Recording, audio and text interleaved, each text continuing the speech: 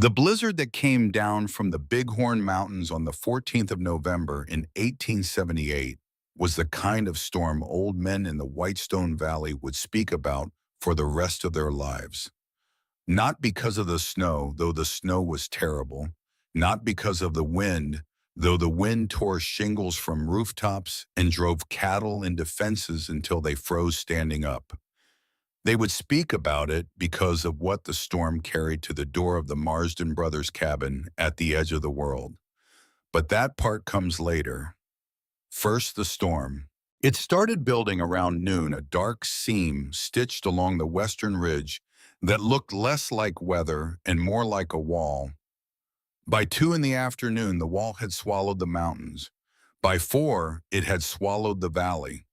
By nightfall, there was nothing left outside the cabin windows except white fury and the sound of a world being torn apart at the seams. Inside the cabin, 3 men sat in the orange glow of a cast-iron stove, doing what men do when the earth outside is trying to kill everything that breathes. They worked. Hollis Marsden, the eldest of the 3 by a handful of minutes that had come to matter more than they should have, sat near the door repairing a broken bridle. His hands moved with the slow patience of a man who had learned long ago that leather required the same thing as life. Steady pressure, no rushing. He drew wax thread through the stitching holes and pulled it tight, his jaw set in the expression most people mistook for anger, but which was really just concentration or maybe loneliness. He had never been able to tell the difference. He was 30 years old, and for 8 of those years, he had carried the weight of a family without making a sound about it. The skin around his eyes had begun to crease the way the skin of older men creases from squinting too long against snow glare and grief. His amber eyes, when they lifted from the leather, took in the room the way a sentry takes in a dark field. Steady, methodical, watching for the thing that did not belong. Jasper Marsden sat at the pine table with a ledger book open before him, a stub of pencil in his right hand, his left hand resting flat on the page as if to keep the numbers from escaping. He was tallying the cattle count for winter, and the numbers were not generous. 47 head going into the season, which was enough to survive, but not enough to prosper. Jasper understood the difference between those two things better than most men. He understood it the way he understood everything, with the cold, clean logic of a mind that never stopped calculating. His amber eyes moved across the columns and his lips moved silently. Anyone watching him would have thought he was praying. He was not. Jasper Marsden had stopped praying the year his father died in the field, and God had not seen fit to send so much as a warning. Tobias Marsden, the youngest by those same few minutes, lay on his stomach on the floor near the stove with a charcoal pencil and a sheet of brown paper, sketching a map of the fence lines that would need repair after the storm passed. He drew with his tongue clamped between his teeth, the way he did everything with complete and reckless focus. Of the 3 brothers, Tobias was the one most likely to laugh and most likely to throw a punch, often within the same breath. He had their mother's temperament. Everyone said so, though none of them had ever met their mother. She had died bringing them into the world, and their father had raised 3 boys alone in this cabin on the shoulder of the mountain, teaching them to work and survive and keep their word. Their father had been a man of few rules, but the rules he had were iron. You feed your animals before you feed yourself. You keep your promises or you do not make them. And you do not ever, for any reason, turn away a person who comes to your door in need. Their father had been dead 8 years now, dropped in the middle of the autumn field at the age of 52, his heart stopping between one step and the next, the way a clock stops when the spring breaks. 3 boys became 3 men overnight, and they had run the ranch together ever since. None of them had married. Their father had told them once, sitting on the same porch in the summer dark, with a pipe between his teeth, that a man should not promise a woman a life unless he was certain he could deliver it. Life on this mountain was hard enough to kill strong men. Promising a wife that kind of hardship felt to all three of them like a cruelty they could not commit, so they lived alone. Quiet days, quiet nights, cattle and timber, and the slow rhythm of seasons. The cabin held exactly what it needed and nothing more. A bed in the corner, tools on pegs along the wall, a Winchester rifle above the door. Three men who looked identical to strangers, but who were among themselves as different as three kinds of wind. Hollis was the north wind, steady cold on the surface, a surface reliable as stone. Jasper was the east wind, sharp, unpredictable, in the way that intelligence is always unpredictable because it sees things others do not. And Tobias was the west wind, warm and strong and impossible to predict, capable of gentleness one moment and fury the next. They'd been sitting this way for hours, each in his own silence, when the first knock came.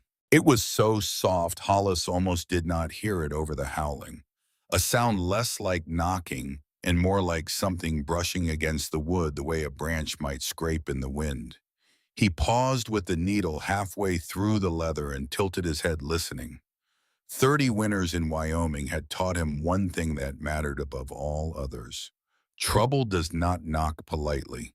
And yet something about that sound, the weakness of it, the way it seemed to fade even as he registered it, made him set down the bridle and reach for the Winchester. Jasper looked up from his ledger. His right hand moved to the pistol on his hip, a motion so practiced it was nearly invisible.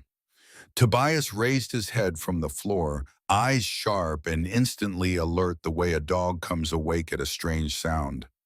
The second knock was weaker than the first, barely there at all, like the last heartbeat of something dying on the porch. Hollis crossed the cabin in 3 strides and lifted the bar.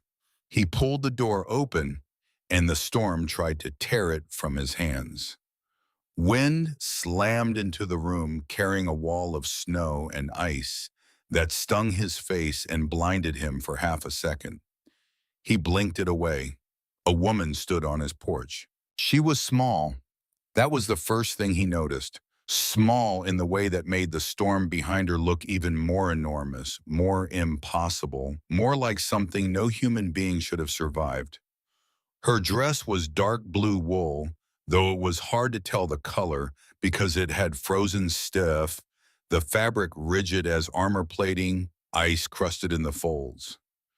Her hair might have been golden under all the frost, but it had frozen into solid clumps that hung from her head like ropes. Her lips were not blue.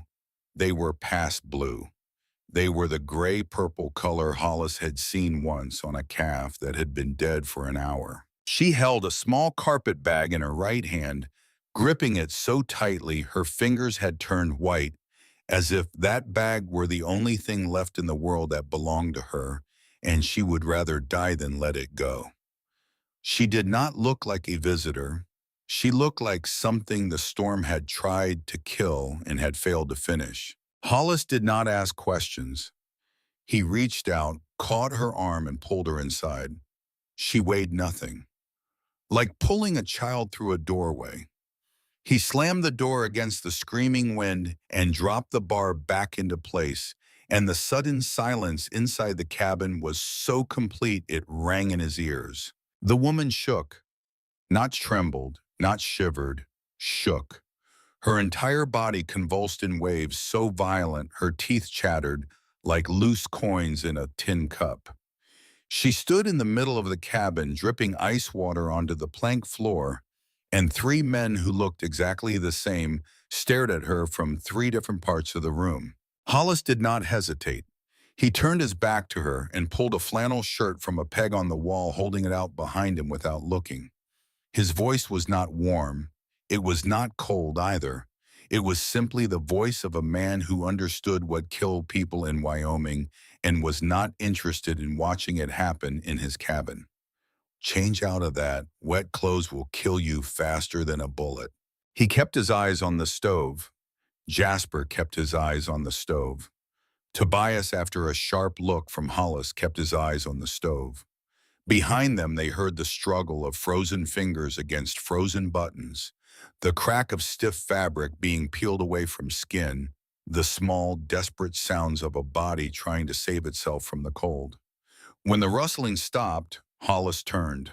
She stood in his flannel shirt. It hung to her knees and the sleeves fell past her fingertips and her shoulders disappeared inside the fabric like a child wearing her father's clothes. The frozen dress lay on the floor like a shed skin, a hollow shape of the woman who had worn it. Without the frozen armor of her dress, she seemed half the size of the storm that had tried to kill her. But her back was straight. Her chin was lifted. Even shaking, even half dead, she held herself like a woman who had decided that if the world was going to take everything from her, it would not take her dignity.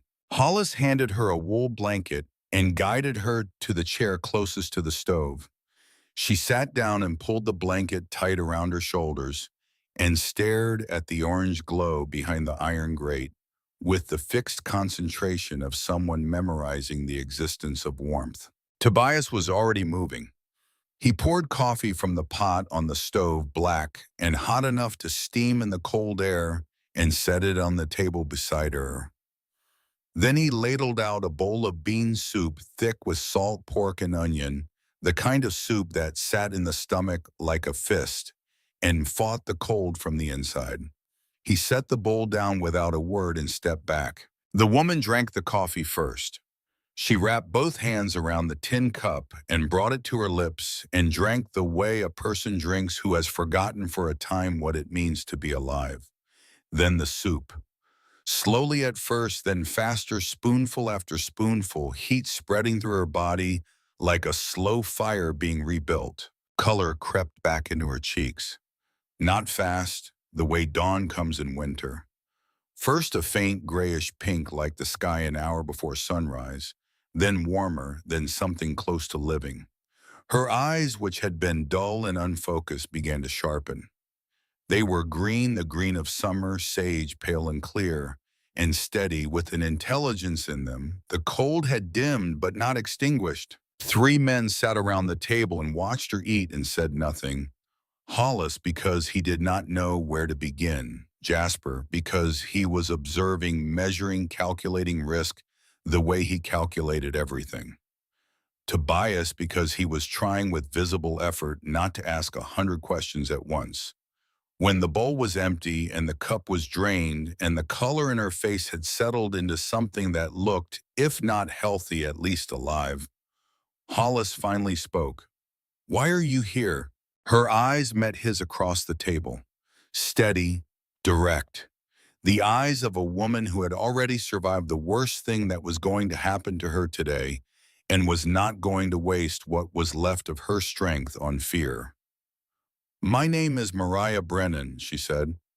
"Roderick Vance brought me from Boston to be his wife. He changed his mind at the station."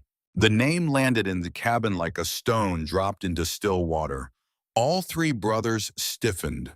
Not visibly, not in a way she would have noticed, but Hollis felt it. The slight tightening of Jasper's jaw, the way Tobias's hand curled into a fist beneath the table. Roderick Vance, the biggest rancher in the Whitestone Valley, a man who owned half the land between the creek and the ridge, and intended by all accounts to own the other half before he was done. "He left you in this?" Hollis asked. His voice was quiet, but something hard had entered it, the way iron enters water when you quench a blade. "At the crossroads. He gave me coach fare and a paper saying the agreement was ended." Her voice did not shake. She reached into the carpet bag that sat beside her chair, still gripped as tightly as when she had stood on the porch, and withdrew a folded document. She placed it on the table between them. Hollis picked it up and read it. The paper was expensive, the kind you bought in Cheyenne, not the kind you found in a frontier store. The handwriting was bold, quick, careless. 5 words that reduced a human being to a clerical matter. Agreement terminated due to unsuitability. No further obligation. He passed it to Jasper. Jasper read it with his jaw locked, the muscle in his cheek twitching once, and passed it to Tobias. Tobias read it and slammed his fist on the table hard enough to rattle the coffee pot. Mariah continued as if Tobias had not spoken. Her voice was level, almost flat, the voice of someone who had moved past anger into a place that was quieter and more dangerous. She told them about the hotel, payment in advance. The money Vance had given her was not enough for a room and a meal both.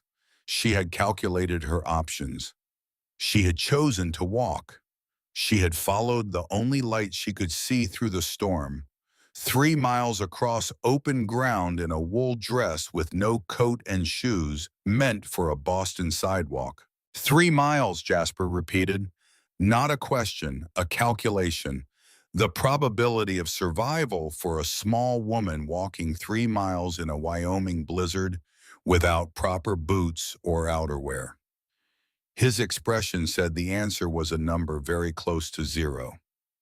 There was nowhere else to go, Mariah said. Silence settled in the cabin like snow, settling on the ground layer after layer, heavy and cold. Outside, the wind screamed against the walls as if offended by the warmth within. Tobias spoke first because Tobias always spoke first. When the storm breaks, I will ride to his ranch and put my fist through his teeth. And then what? Jasper cut it in, his voice edged with the precision of a man who had no patience for emotion that served no purpose. Hit him, shoot him, spend the winter in the county jail while the ranch goes untended. At least I would have done something. You will not do anything, Hollis said. His voice was low, final. The voice of the eldest brother, the one who had carried the weight of decision since their father fell in the field 8 years ago. Not yet. He looked at Mariah, not with pity. Pity would be an insult to a woman who had walked 3 miles through a killing storm because she had no other choice and had refused to lie down and die. He looked at her with respect, the same respect he would give any creature that had survived something designed to destroy it. You stay here until the storm breaks, he said. I am Hollis Marsden. These are my brothers Jasper and Tobias. We are triplets, identical. You will get used to it. Mariah looked from one face to the next. The same square jaw, the same high cheekbones, the same amber eyes. 3 copies of the same man, and yet already in the first minutes she could see the differences. Hollis was still water-deep and quiet. Jasper was a blade sharp and always turning. Tobias was a fire warm but unpredictable. I can work, she said quickly. Cook, clean, mend. I will not be a burden. Nobody is calling you a burden, Hollis replied. Storm like this, you give a person shelter. That is the rule. Tobias managed half a smile. But if you can cook anything better than Hollis's oatmeal, all 3 of us will be in your debt. Hollis glanced at his brother, but did not argue. The corner of his mouth might have moved. It was hard to tell. That first night, Mariah slept in the only bed. The 3 brothers gave it without discussion, without debate, without a single word exchanged. It was simply done the way their father had taught them. Women and children first, always. They spread their bedrolls on the floor near the stove and lay in the dark listening to the wind tear at the world outside. When Mariah's breathing had finally steadied into sleep and Tobias's snoring had settled into its familiar rhythm, Jasper rose and touched Hollis's shoulder. The 2 of them stepped onto the porch, pulling the door shut behind them. The snow was still falling thick, but the wind had eased enough that they could hear each other without shouting. Jasper spoke directly. He always did. She could be a trap. Vance knows we hold the land on the north side of the creek, the section the railroad will need to cross next year. You put a young woman in a cabin with 3 unmarried men, and then you raise a scandal. Accuse us of impropriety, force us to sell or face ruin. Hollis stared out into the white darkness. He weighed the words. Jasper was not wrong. Jasper was rarely wrong about the logic of a thing, and that was precisely why Hollis needed him. Jasper saw the angles that trust made invisible. Her lips were gray, Jasper. No one can fake that. Maybe, or maybe Vance did abandon her, and she truly was dying. But that does not mean someone will not find a way to use her presence here against us later. From behind them, the door creaked open. Tobias stood in the doorway with his arms crossed, wearing only his undershirt in the freezing air, as if cold were an inconvenience he had simply chosen to ignore. I do not care if Vance sent her or if she fell from the sky. She needed help. We helped. That is the end of it. Jasper did not argue further. He was not cruel. He was careful. When he was 19, a livestock trader had tricked their father into signing a contract that sold 20 head of cattle for half their value. Their father had not read the fine print. He had trusted a handshake. Jasper had stood in the barn that evening and watched their father's face as he realized what had happened, and something in Jasper had hardened like a bone that heals crooked. From that day forward, he did not trust what he had not verified. It had saved them more than once. It had also made him in certain quiet moments lonelier than either of his brothers understood. Hollis stood on the porch after Jasper and Tobias went back inside. The cold bit at his face and hands, but he did not move. He was thinking about the woman in his bed, not the way a man usually thinks about a woman. Something else, something he did not have a word for. When he had opened the door and seen her standing there frozen half dead, clutching that carpet bag, as if it were the last piece of a life that had been taken from her piece by piece, something inside his chest had cracked open. Not broken, cracked. Like ice over a river in spring when the water underneath begins to move again after a long and silent winter. He had looked at her too long. He knew it.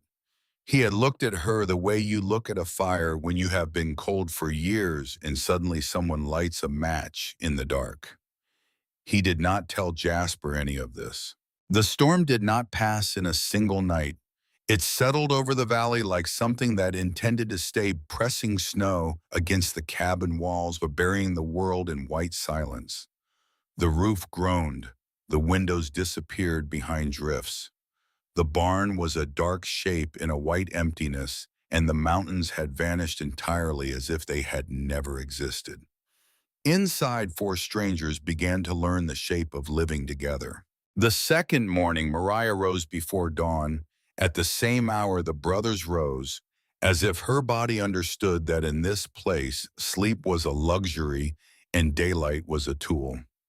She stirred oats in the pot while Hollis broke ice in the water bucket with the heel of his hand. Jasper fed the stove. Tobias hauled wood from the pile on the porch. They moved around each other carefully, the cautious choreography of people learning how not to collide. Hollis noticed things. He noticed that Mariah organized the kitchen shelf without being asked, placing the spice jars on the left and the grain stores on the right, and the cooking implements hung by size. Logic, order, the instinct of a mind that could not tolerate chaos, even when chaos was all the world had given her. He noticed that she bit her lower lip when she was worried, and that she kept her back straight no matter what she was doing, standing at the stove or sweeping the floor or sitting at the table, as if someone had taught her long ago that posture was the last defense against despair. Jasper noticed things too. He noticed that when he left his ledger open on the table, Mariah glanced at the numbers as she passed. Not a casual glance, a reading glance. The kind that takes in figures and calculates without conscious effort. He filed this away and said nothing.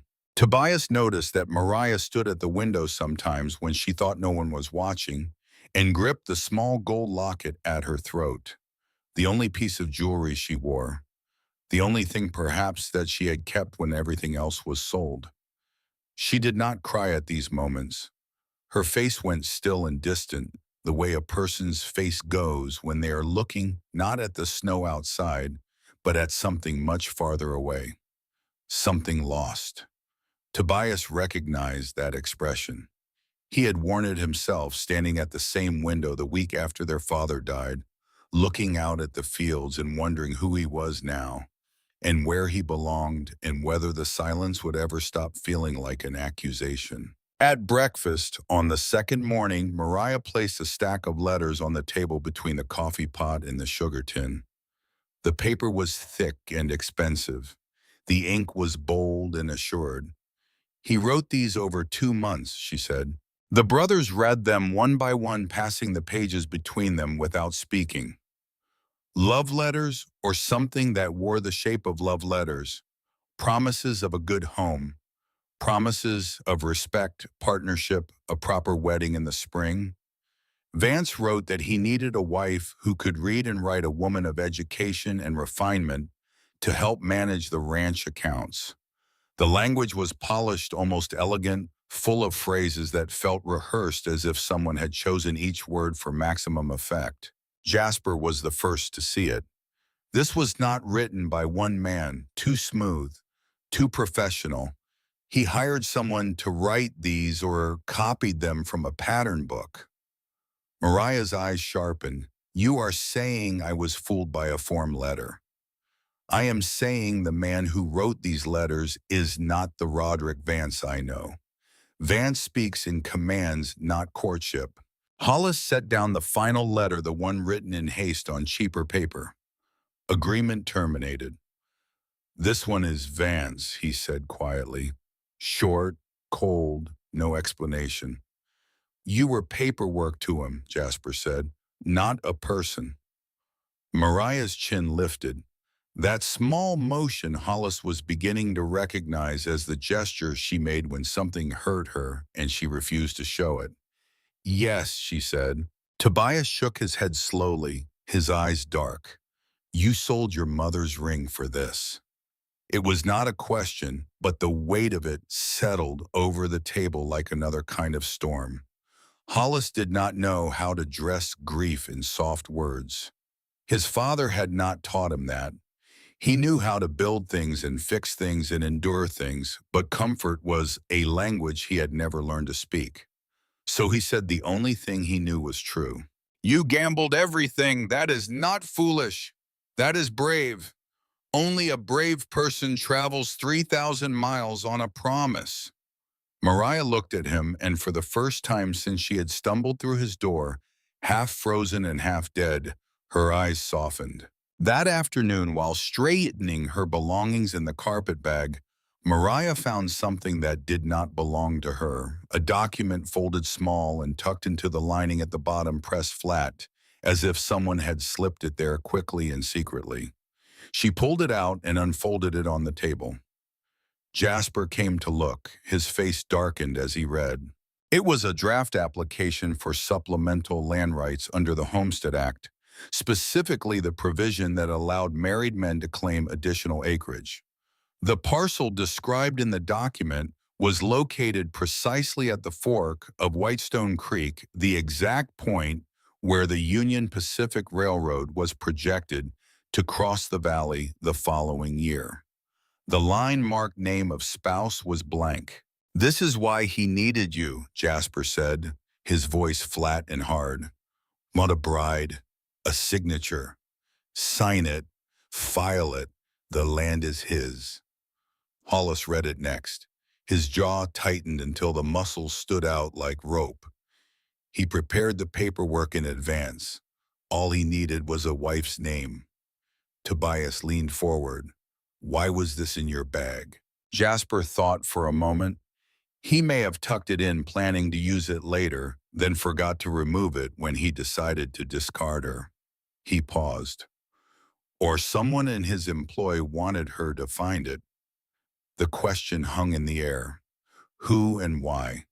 But no answer came, and the storm kept howling, and the fire crackled in the stove, and the paper lay on the table like evidence of a crime that had not yet been committed. Mariah held the document in both hands. Her fingers trembled, and for the first time, the trembling was not from cold.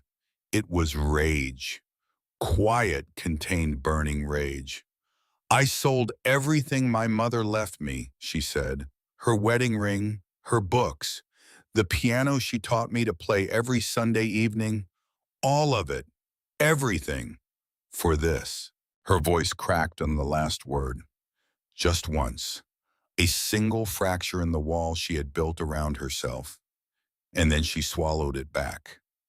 Straightened her spine, bit her lower lip, did not cry. 3 men watched her, and each one in his own way understood that the cabin would never feel the same. Late that afternoon, the light outside turned blue-gray, and the snow fell in sheets so thick the barn disappeared entirely. Hollis sat at the table with a piece of white pine and his carving knife. He did not announce what he was doing. He simply began. Mariah watched from the chair by the stove, the blanket still around her shoulders. His hands moved with a steadiness that seemed impossible for their size. Large hands, rough hands, scarred across the knuckles and calloused at the palms, hands that had split wood and pulled calves and driven fence posts into frozen ground.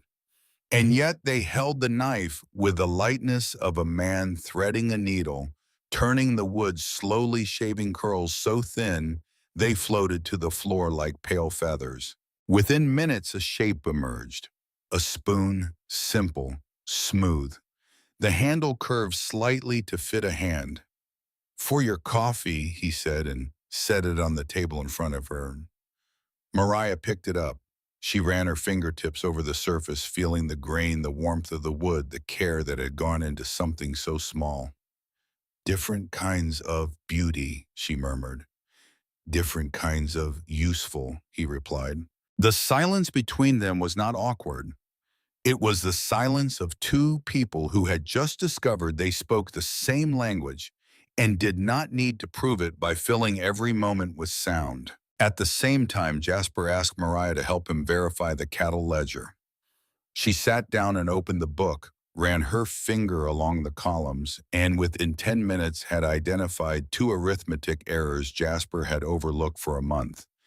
He stared at the corrections. Then he looked at her. He nodded once.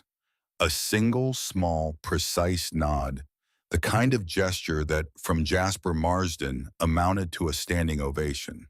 Tobias taught her to split kindling that evening. He stood beside her in the small space near the woodpile on the covered porch, demonstrating the grip, the angle, the motion. "You do not need strength," he said, grinning. "You need the right angle." She swung, missed, swung again, missed again. The third time the wood split clean and true, falling apart in 2 neat halves, and Tobias let out a whoop that echoed off the cabin walls like a gunshot. Mariah laughed. The sound was sudden and bright and unexpected, like a bird singing in the middle of a storm. It filled the porch and floated into the cabin, where Hollis stood at the door watching. That laugh reached a place in him he had not known was empty.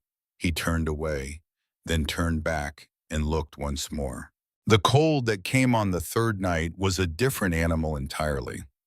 It was the kind of cold that cracked nails from wood and split water buckets and froze a man's breath into ice crystals before it left his lips. The stove roared with every piece of wood they could feed it, and still the cabin chilled. The blankets were not enough. The bedrolls were not enough. From the bed, Hollis heard Mariah's teeth chattering so violently it sounded like something breaking. Tobias spoke from the floor, his voice blunt, practical. "This is foolish. She will lose her core temperature." Hollis pulled the buffalo robe from the chest in the corner. Heavy, dark, the hide of an animal killed by their father 20 years ago. He carried it to the bed and laid it over the blankets already there. "Body heat works better than pride," he said. No one spoke for a long time. The only sound was the wind and the creak of the cabin walls, and Mariah's breathing, which was too fast, too shallow. Then the three brothers moved. Hollis took the outer edge, his back to the room, one arm laid carefully across the top of the buffalo robe. Not an embrace, a barrier between her body and the cold. Tobias settled on the inner side near the wall, radiating heat the way he radiated everything without reservation. Jasper sat at the foot of the bed with his back against the wall and his hand still resting near his gun because Jasper was always Jasper, even in sleep, even in trust. Mariah lay between them under the weight of the buffalo robe and the wool blankets and the warmth of three men who had given up their floor and their distance and their careful boundaries because a woman was dying of cold in their bed, and their father had taught them, "You do not let someone freeze for the sake of propriety." She was warm. She was real. She was trembling, and through the buffalo hide, Hollis could feel her heartbeat slowly steady. Fast at first, then gradually slower, gradually steadier, as the warmth seeped into her bones and the shaking eased, and her body remembered what it felt like to be safe. By dawn, Mariah had fallen asleep. None of the brothers had slept, not because of cold, because something had changed in that cabin during the night, something that could not be undone or unnamed. Not just warmth shared against the killing frost, trust, the rarest currency in Wyoming, harder to find than water in summer, more valuable than gold. And Hollis lay in the gray light of dawn, listening to the soft sound of a woman breathing in his bed, and understood with perfect and terrifying clarity that his life, the quiet life he had built so carefully out of work and solitude, and the steady refusal to need anyone, was over. On the fourth morning, the storm broke. The sun rose into a sky so blue and so cold it looked like it had been carved from ice. Snow covered everything in every direction, a white ocean that erased the fences and the trails and the landmarks, and left only a blinding, featureless plain stretching to the mountains. The mountains themselves had reappeared overnight, white and sharp and indifferent like the teeth of something enormous. Hollis saw the riders first. He was in the barn checking the cattle when he caught the movement through a crack in the wall. Four figures on horseback, dark against the white, moving in a line along the trail from town. Roderick Vance rode at the front. He was a big man on a big horse wearing a fur-lined coat that probably cost more than the Marsden cabin.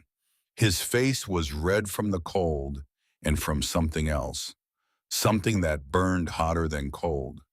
Behind him rode Sheriff Owen Tate, looking like a man who had drawn the short straw and knew it. Two hired men brought up the rear rifles across their saddles. Hollis walked from the barn to the cabin without hurrying. He did not call out a warning. He did not need to. Jasper was already at the window, and Tobias was already reaching for his coat. But Mariah was faster than all of them. She stepped onto the porch before anyone could stop her. She was wearing Hollis's flannel shirt and Tobias's two large boots with rags stuffed in the toes, and her hair was loose around her shoulders, still tangled from sleep. She looked underdressed and completely unprepared for a confrontation with the most powerful man in the valley. And yet when she spoke, her voice cut through the morning air like a blade through silk. "I am not property." She said it before Vance had opened his mouth, before he had even fully reined in his horse. She said it standing on a porch that was not hers, wearing clothes that were not hers in a territory she had arrived in 4 days ago. And she said it with the authority of a woman who had sold her mother's piano and walked 3 miles through a blizzard and survived and was finished being treated as something less than human. Vance's face went dark red.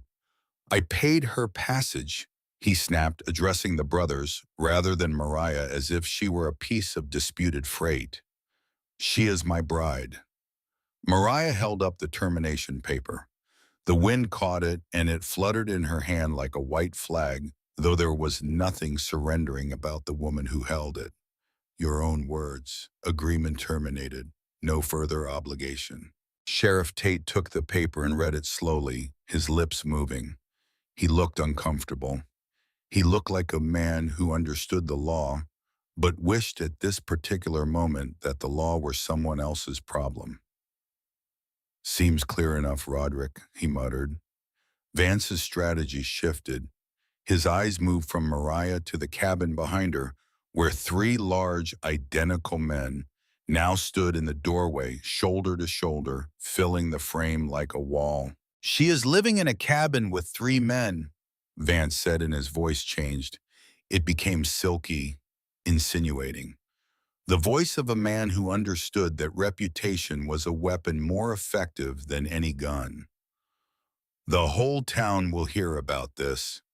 Tobias stepped forward, half a pace, his shoulders rising, his eyes bright with a heat that had nothing to do with the sun. Jasper caught his arm, not roughly, but with enough iron to hold. Hollis did not move.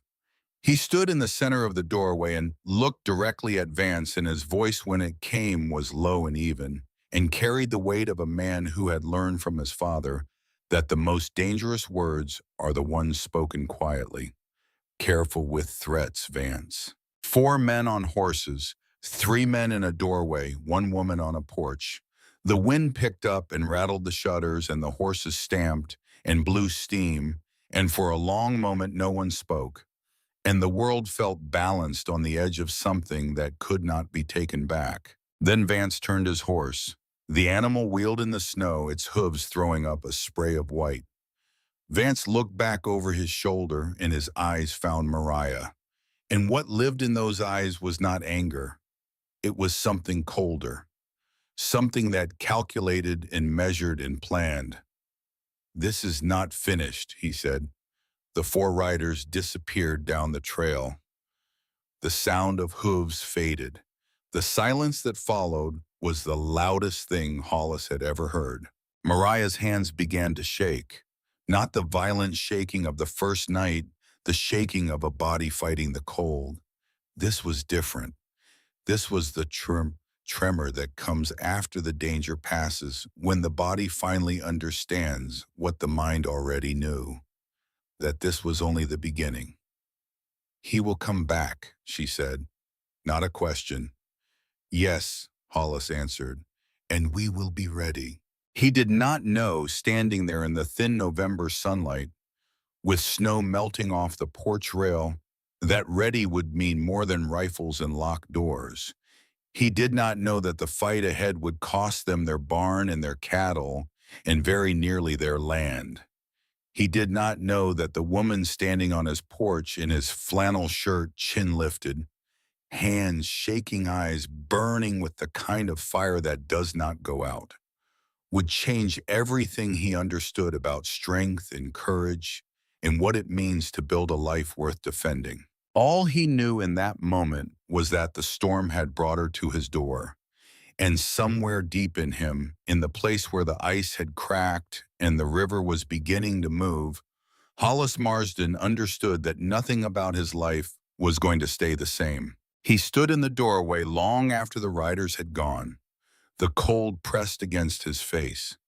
Behind him, Jasper said something to Tobias in a low voice, the kind of voice a man uses when he is already calculating the next move.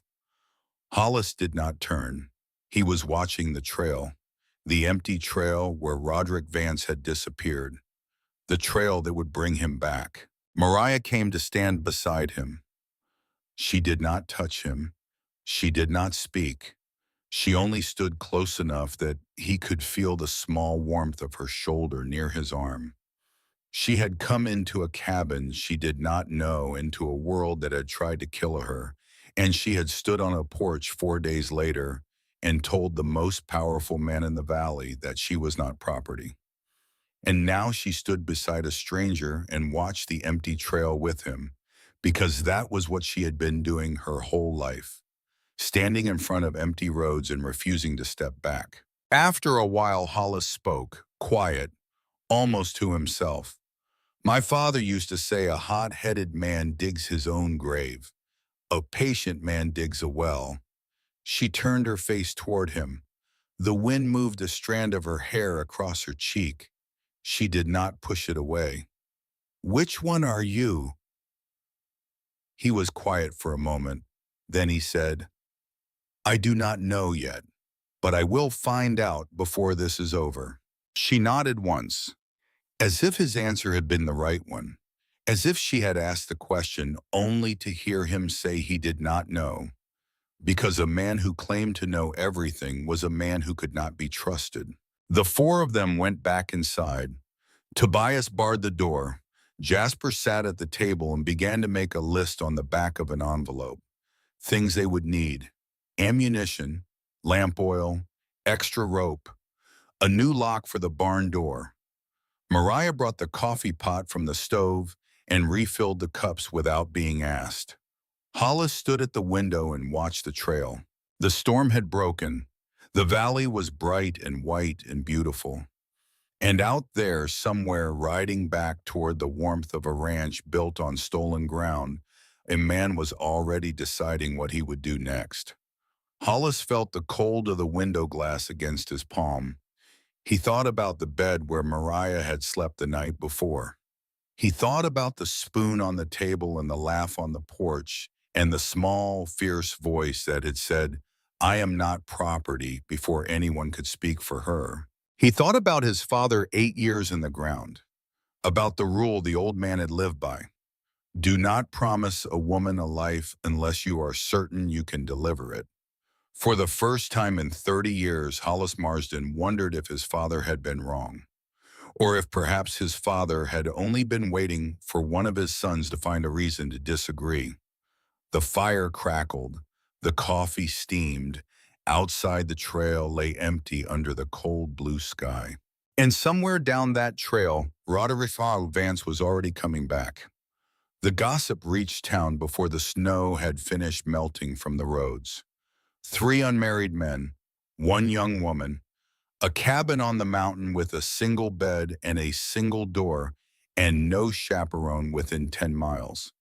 The facts alone were enough to set the valley whispering, and Roderick Vance made certain the whispers did not stay quiet for long. Within 2 days of his visit to the Marsden cabin, every woman at the general store had heard some version of the story, and not one of those versions was kind to Mariah Brennan. She was a runaway. She was a schemer. She had thrown herself at 3 men because one was not enough. She had been unsuitable for Vance, a respectable rancher, a pillar of the community.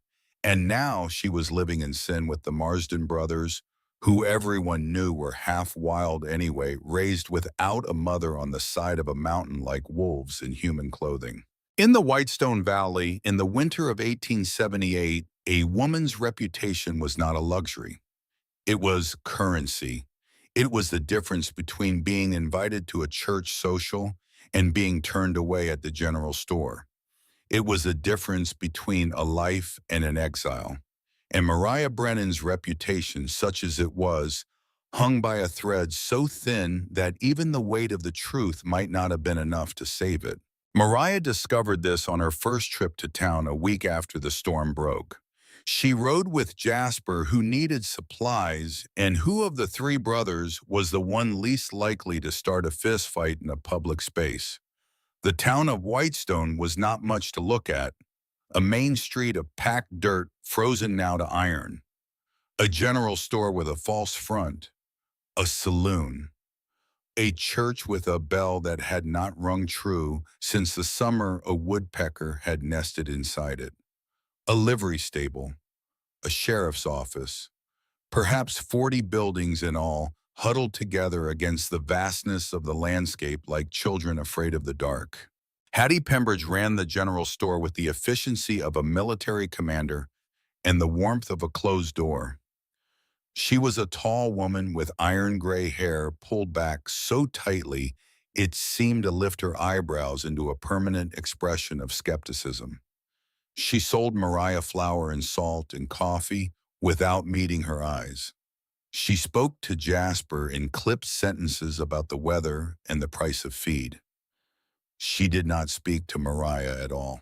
Outside the store, 2 women Mariah did not know crossed to the other side of the street when they saw her coming.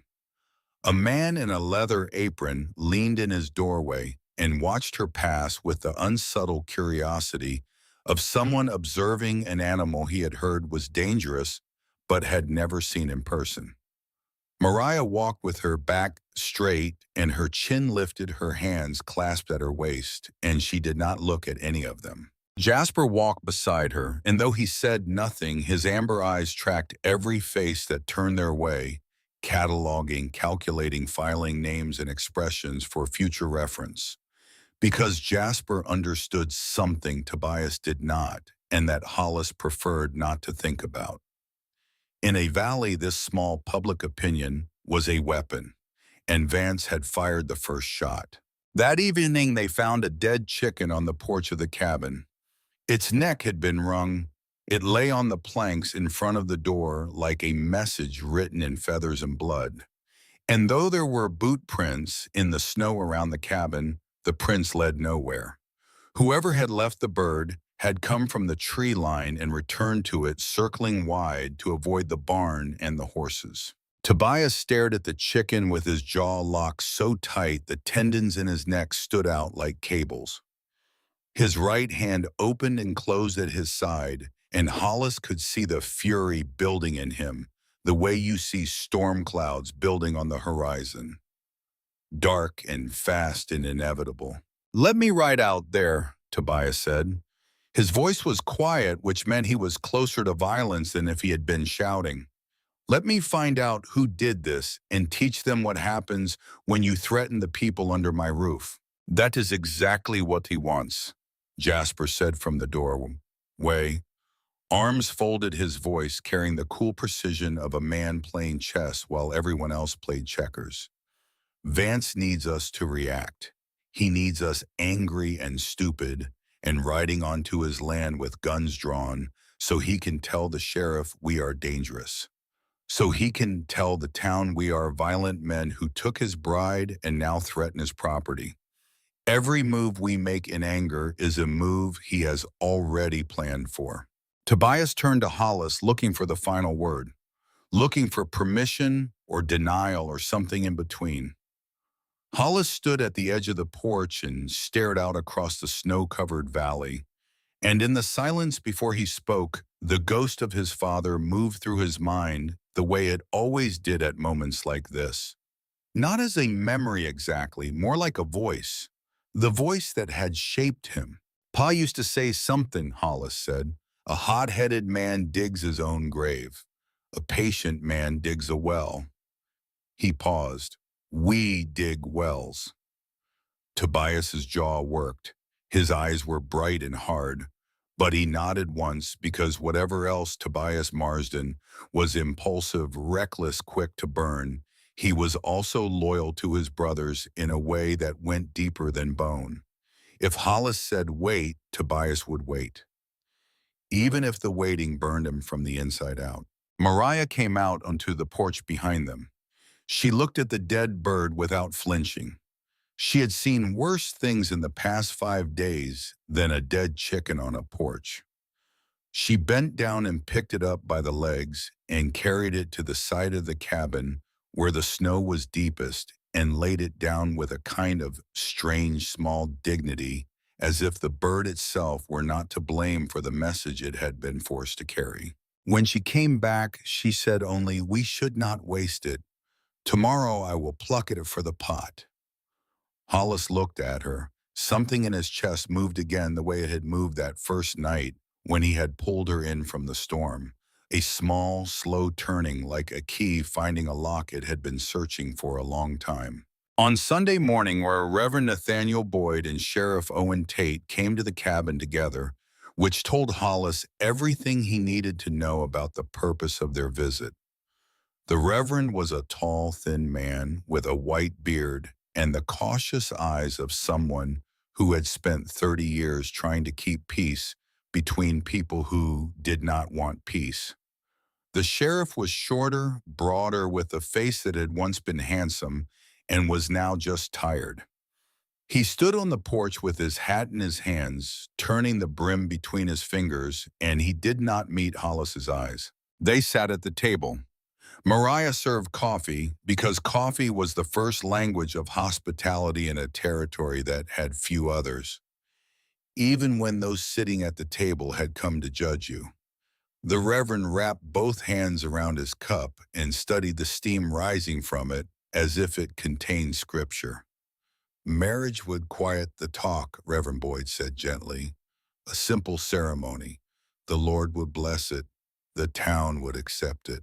The silence that followed was the longest silence Hollis could remember in a room with 5 people in it. He looked at Jasper. Jasper returned the look steady and unreadable, then gave a nod so small it might have been imagined. He looked at Tobias. Tobias, for once in his life, did not speak first. He sat with his forearms on the table and his eyes fixed on Mariah, and the expression on his face was not the one Hollis expected. It was not defiance or anger or impatience. It was tenderness. A raw, unguarded tenderness that Tobias would have denied with his last breath if anyone had named it. Hollis looked at Mariah.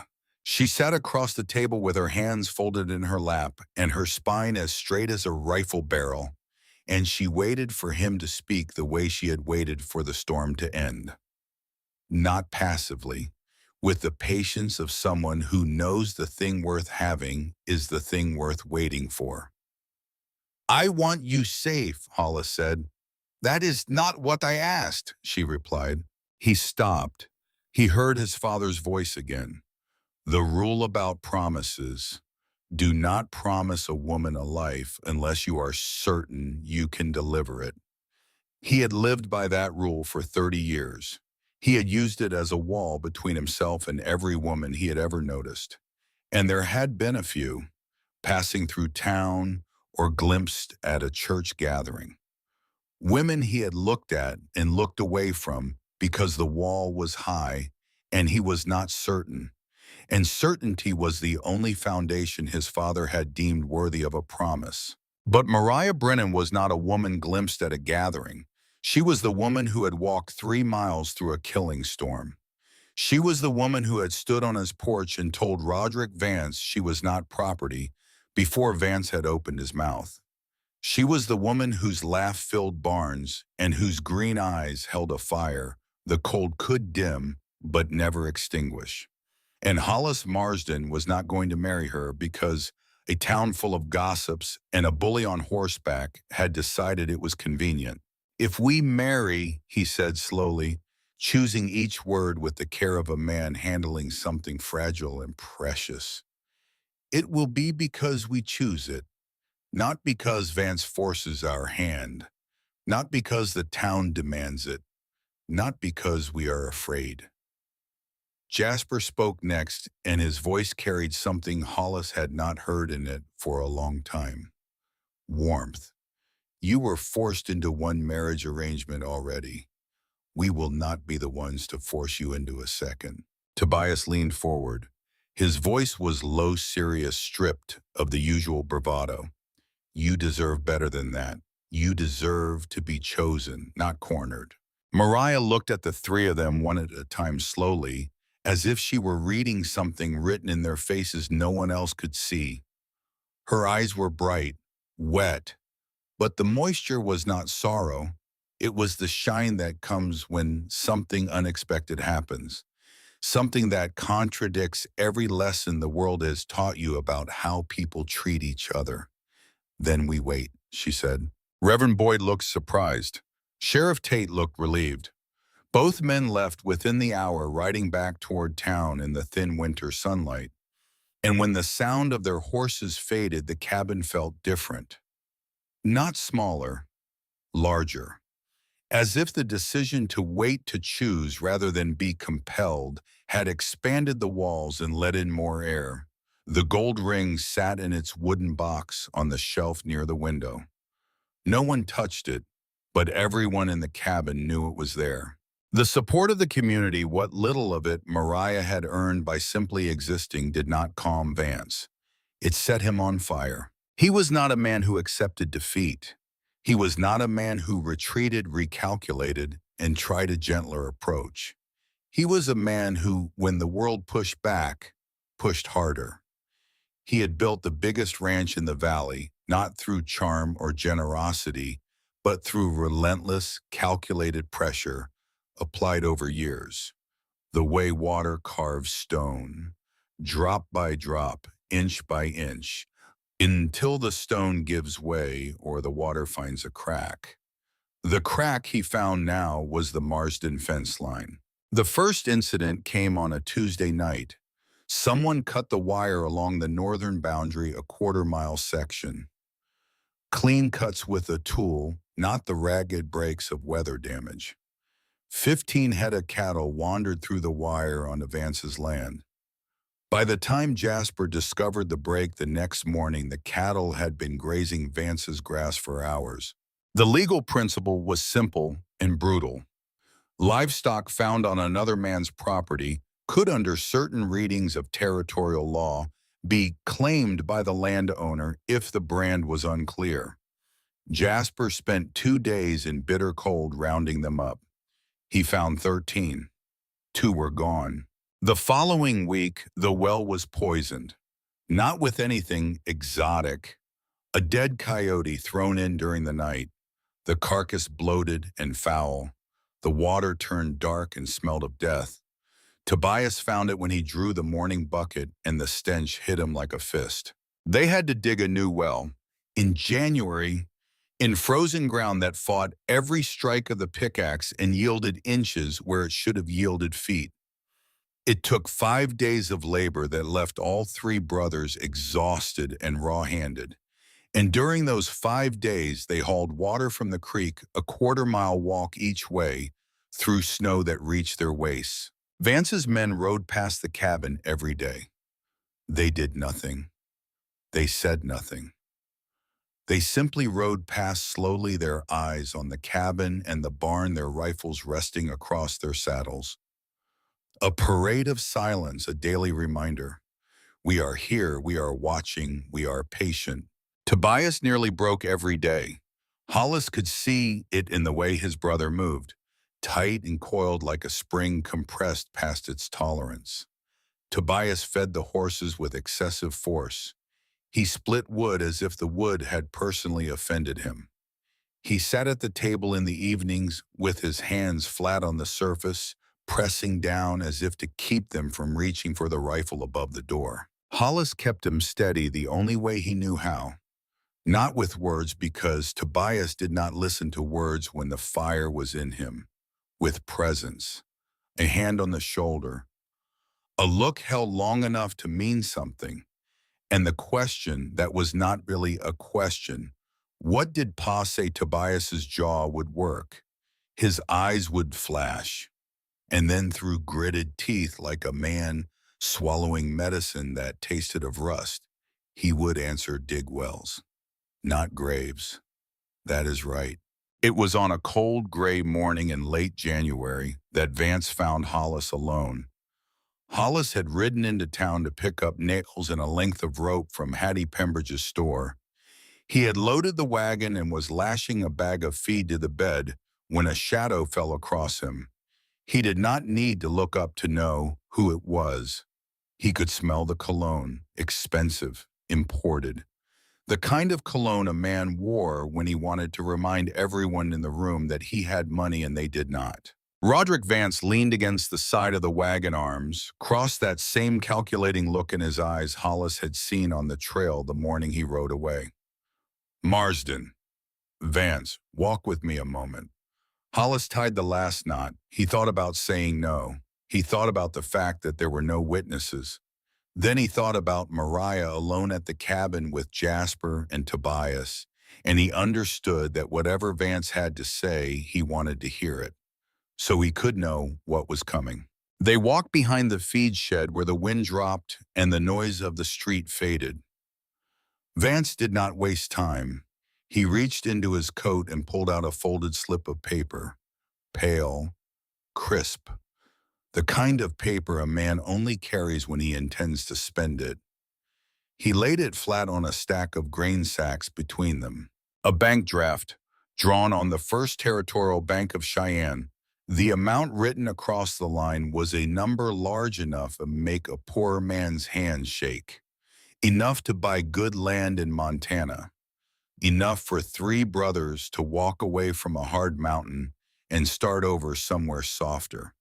Enough for Hollis Marsden to begin any kind of life he wanted, anywhere he wanted. She is not your problem, Marsden, Vance said. His voice was almost gentle. The voice of a man who had learned after 45 years on this earth that every transaction had a price if you were patient enough to find it. She is mine, and I am willing to pay to settle it. Hollis looked at the draft. He looked at it for a long time. He thought about the 8 years he had carried the ranch, about the winters when the cattle count had dropped to 30 and they had eaten thin soup for 2 months and pretended they were not hungry, about the nights he had lain awake calculating whether they would survive another spring. He thought about his father's grave on the rise behind the cabin, the wooden cross weathered now to the color of old bone.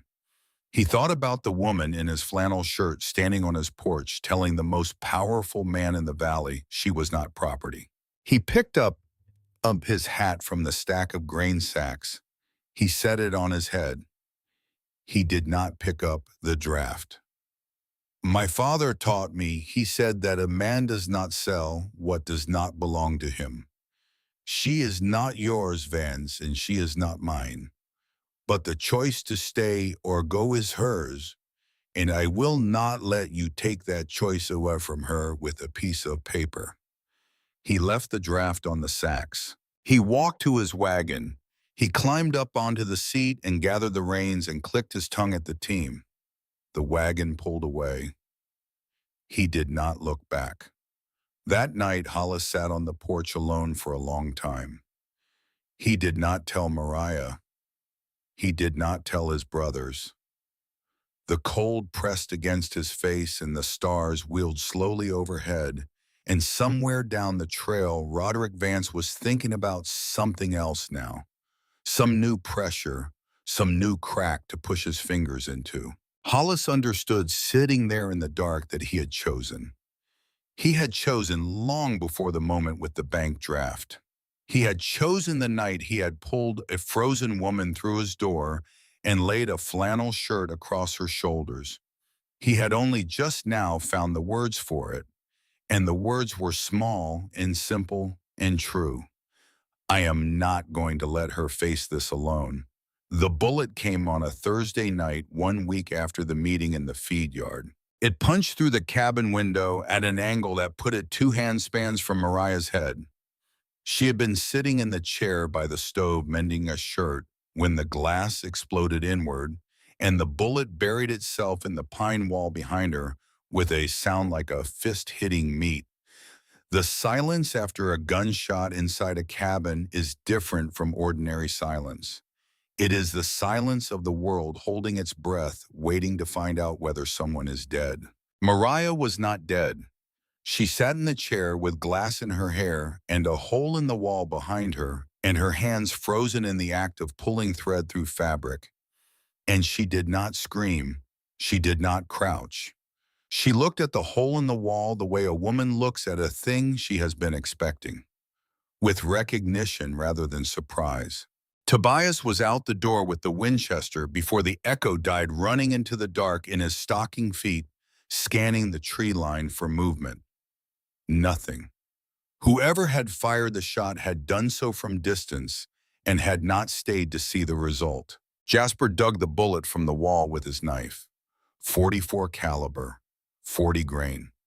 The same round used by the Spencer repeating rifles Vance's men carried. He held it up to the lamplight and turned it between his fingers, and his expression was the expression of a man adding a column of numbers and arriving at a sum he had expected but hoped to avoid. Hollis crossed to Mariah. He brushed the glass from her hair with a hand that was not quite steady. He looked at the place on her temple where the bullet had not been, the place where it could have been.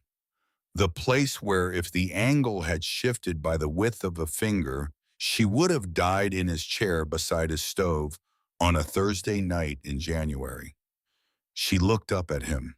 Her eyes were dry, her chin was lifted, but her hands still holding the needle were shaking now.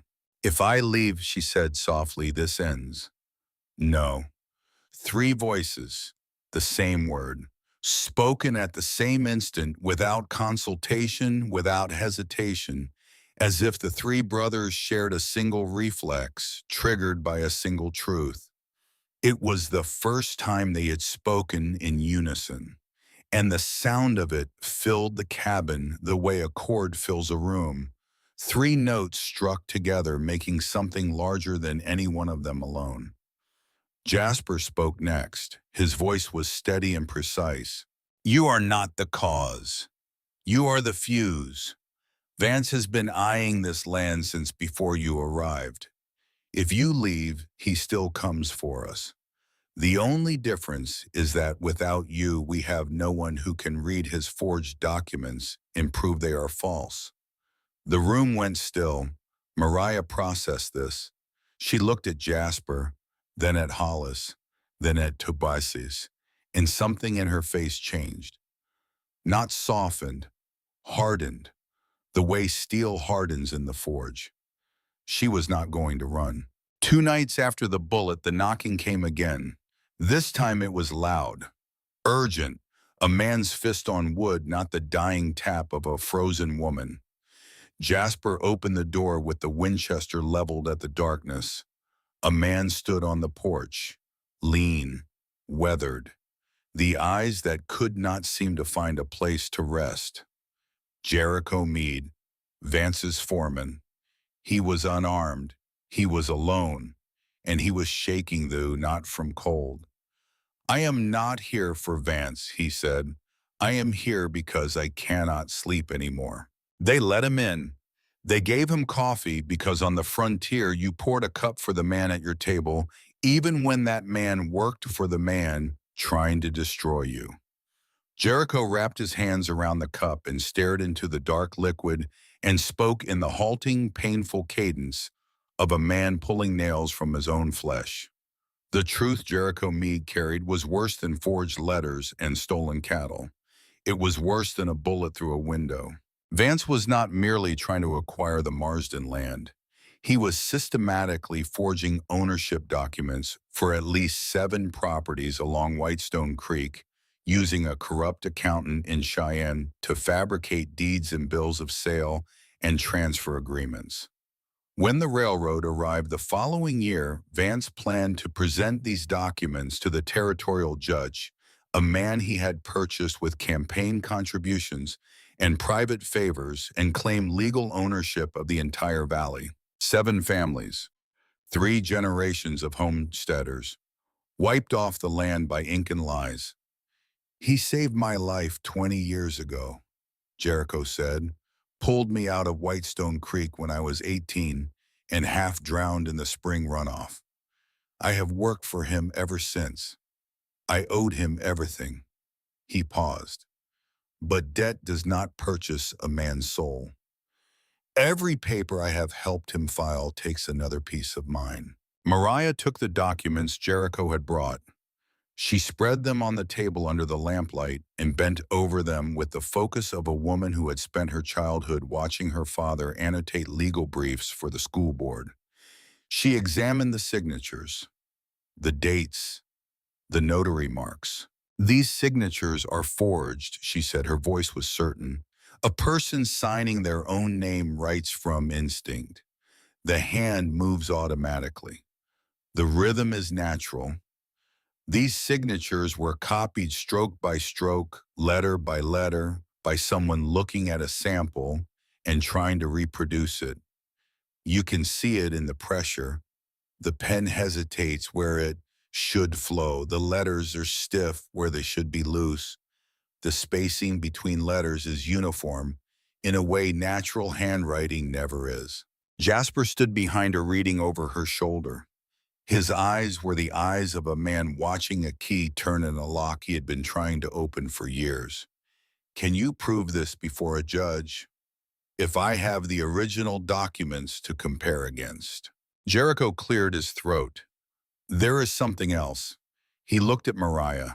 The paper you found in your bag, the land application. I put it there at the train station. When Vance turned his back, I folded it and slipped it into the lining of your bag. I was not brave enough to say anything out loud, but I hoped someone would find it and understand. The cabin was quiet. The fire crackled. The wind moved outside the walls, and the mystery that had nagged at Jasper since the document first appeared was solved.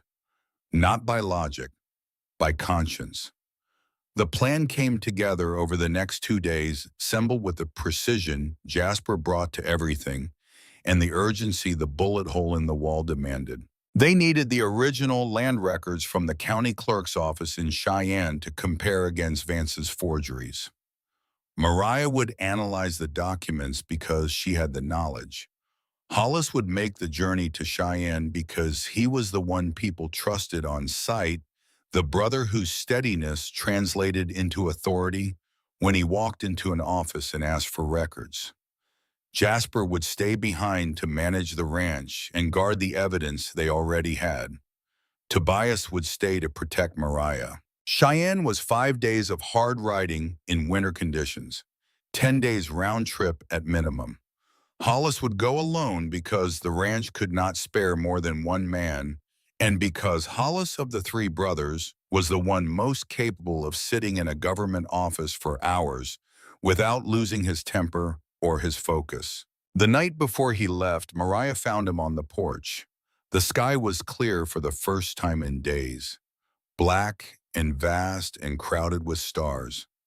The Milky Way stretched across the heavens like a river of light. The air was so cold, each breath came out in a cloud and hung for a moment before dissolving. "Be careful," she said. Her hand was at her throat, touching the gold locket. Hollis looked at her. Moonlight caught her golden hair and turned it silver. Her eyes were serious, worried, and something else.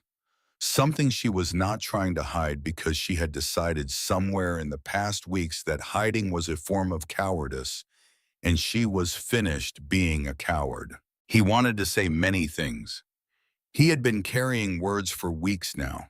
Heavy words, important words, words that pressed against his ribs and demanded release. But he was Hollis Marsden, his father's son, a man who had learned early that the most important things are said with the fewest words. "I will come back," he said. Then he raised his hand and placed it against her cheek. Gently, the rough skin of his palm against the smooth skin of her face. A touch that lasted one breath, maybe two, carried in it everything he had not yet said, and everything she already knew. She leaned into his hand and closed her eyes. And in that moment, standing on a porch in Wyoming, under a sky full of frozen light, the distance between them collapsed into something smaller than a whisper. Then he stepped off the porch and walked into the darkness.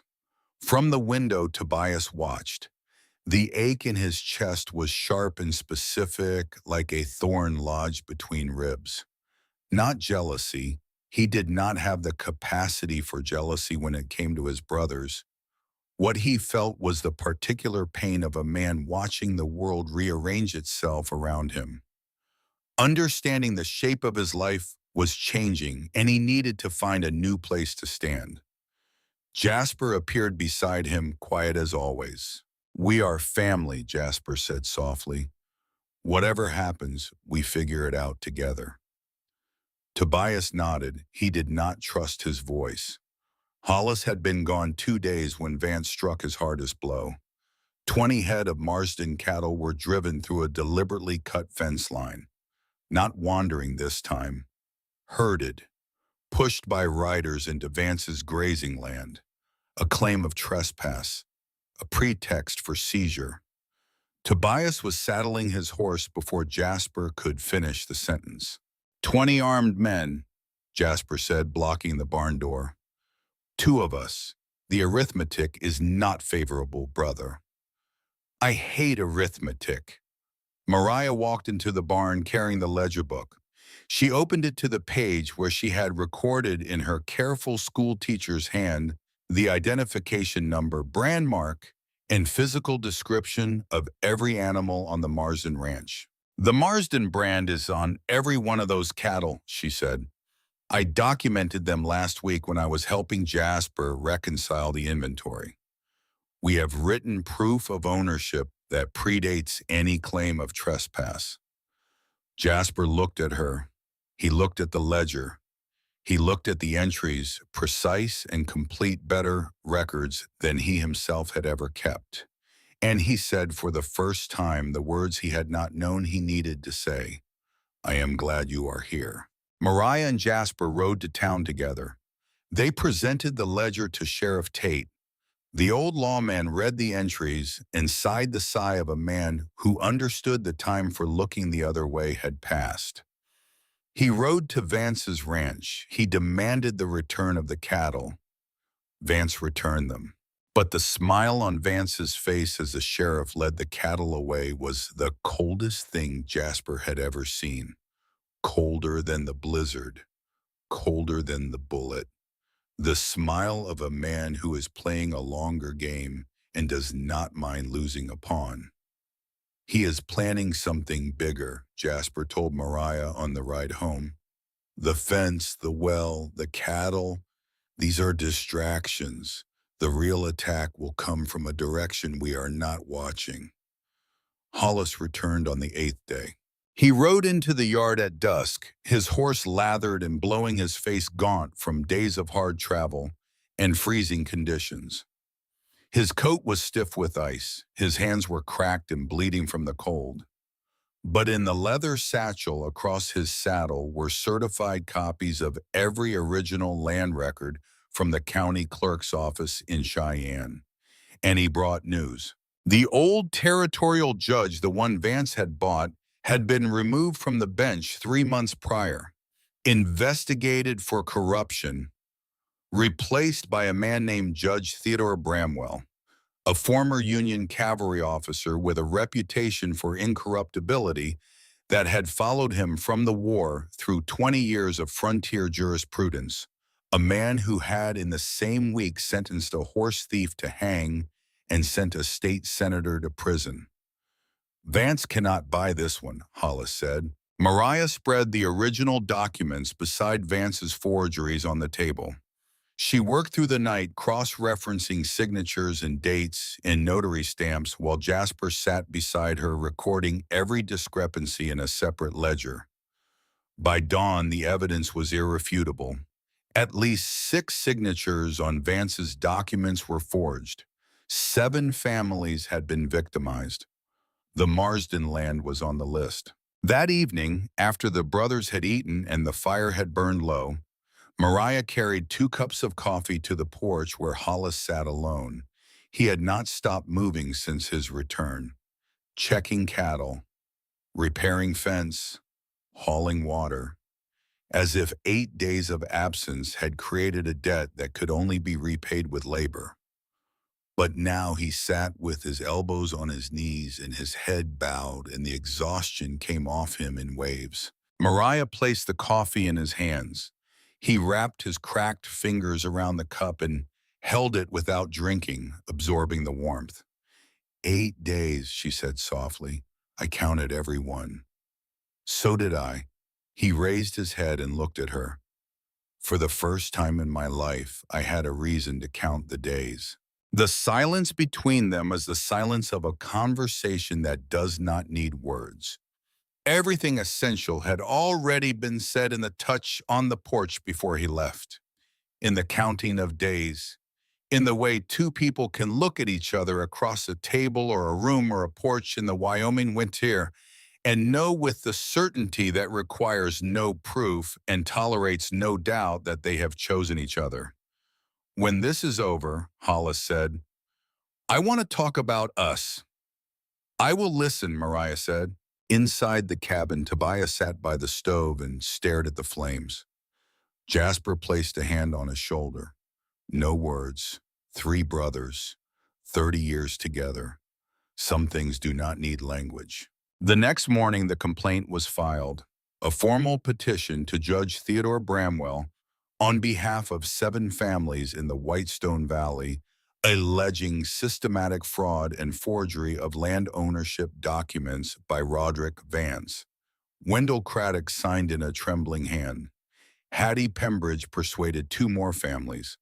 The valley was waking up, slowly, fearfully, but with the momentum of something that once started cannot easily be stopped. Vance received word of the filing by noon, and Roderick Vance, who had spent 45 years learning that the world belonged to men who struck first and struck hardest, understood with perfect clarity that if Judge Bramwell reviewed the evidence, everything Vance had built, every acre, every document, every carefully constructed lie, would collapse like a house of cards in a Wyoming wind.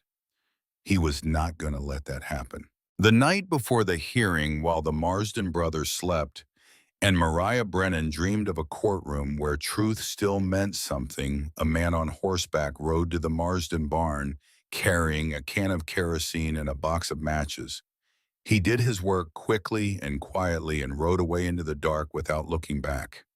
And behind him, the first flames began to climb. Tobias smelled it before he saw it. He had always been the lightest sleeper of the 3 brothers, a trait he shared with the horses he trained, and for the same reason. The body of a creature that lives close to danger never fully surrenders to rest. Some part of it remains on watch, listening, scenting, waiting for the thing that does not belong. And at 2 in the morning on the night before the hearing that would decide the fate of the Whitestone Valley, the thing that did not belong was smoke. He was off the floor before his eyes were fully open, moving on instinct. He was at the window in 3 strides. The glass was cold against his face, and through it, in the blue darkness beyond the cabin, the barn was glowing. Not burning yet, glowing. The way a coal glows before it catches. A deep orange light pulsing behind the wooden slats like a heartbeat made of flame. Even as Tobias watched, a tongue of fire licked up the corner post and reached for the roof. And then the glow became a roar, and the barn was burning in earnest, flames climbing the dry, wintered timber with a speed that turned seconds into catastrophe. Fire, Tobias said, just the word. No volume, no panic. Just the word spoken into the dark cabin with the flat authority of a man announcing a fact that required immediate and total response. Hollis was on his feet before the word finished, leaving Tobias's mouth. Jasper was a half-second behind, already pulling on his coat. Mariah sat up in the bed, the quilt falling from her shoulders, her eyes adjusting to the darkness, and then widening as the orange light from the window painted the cabin walls in the colors of destruction. 4 people moved through the door and into the night. The cold hit them like a wall, 30 degrees below freezing. The kind of cold that made the air feel solid in the lungs. But the cold was nothing compared to what they saw. The barn was fully engulfed. Flames towered from the roof in columns of orange and red and white, throwing sparks into the black sky like a festival of destruction. The heat was enormous, rolling across the snow in waves they could feel from 50 yards away, melting the ice in a widening circle around the structure. Inside, the cattle screamed. Not the low complaint of animals in discomfort, the high, desperate shrieking of creatures that understood they were going to die. Hollis ran. He did not make a decision to run. His body simply moved the way a body moves when 30 years of ranching have made the barn and the animals inside it an extension of the self. Tobias ran beside him. Jasper was already at the well hauling the bucket, though all 3 of them knew water against a fire this size was like spitting into a river. They reached the barn doors. The heat pushed back against them like a living thing, a wall of superheated air that seared the skin and made the eyes water and turned every breath into a mouthful of ash. Hollis threw the door open and the fire surged outward, feeding on the new oxygen, a dragon's mouth opening wide. Inside was chaos, cattle thrashing against their stalls, eyes white with terror, hooves cracking against wood. The hayloft above was a ceiling of flame, burning fragments dropping like orange rain. Smoke banked in layers, black and thick at the top, thinning as it sank, turning the interior into a landscape of shadows and hellish light. Hollis and Tobias worked by instinct and by years. They moved from stall to stall, throwing open gates, driving cattle toward the door with shouts and slaps, their faces blistering from the heat. One by one, the animals stumbled out into the snow, coughing, terrified, alive. 5, 8, 10. The smoke was thickening, the roof beams were groaning. Somewhere above them, a timber cracked with a sound like a rifle shot, and a shower of burning debris cascaded down. Then Hollis saw the heifer. She was in the far corner behind a collapsed beam, her pregnant belly pressed against the wall, her legs locked in the rigid paralysis of total fear. The heifer that was going to calf in spring. The one Mariah had held the lantern for weeks ago in the quiet of a winter afternoon. The one Mariah had called beautiful and Hollis had called profitable, and then because she had asked, had called both. She was trapped.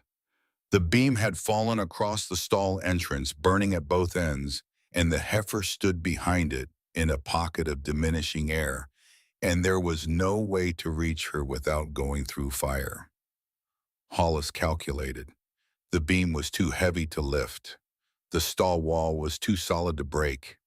The only path was over the beam, through the smoke, into the corner, and back out again. And the window for doing so was measured in seconds, not minutes. Before he could move, Mariah was there. She had come into the barn behind them.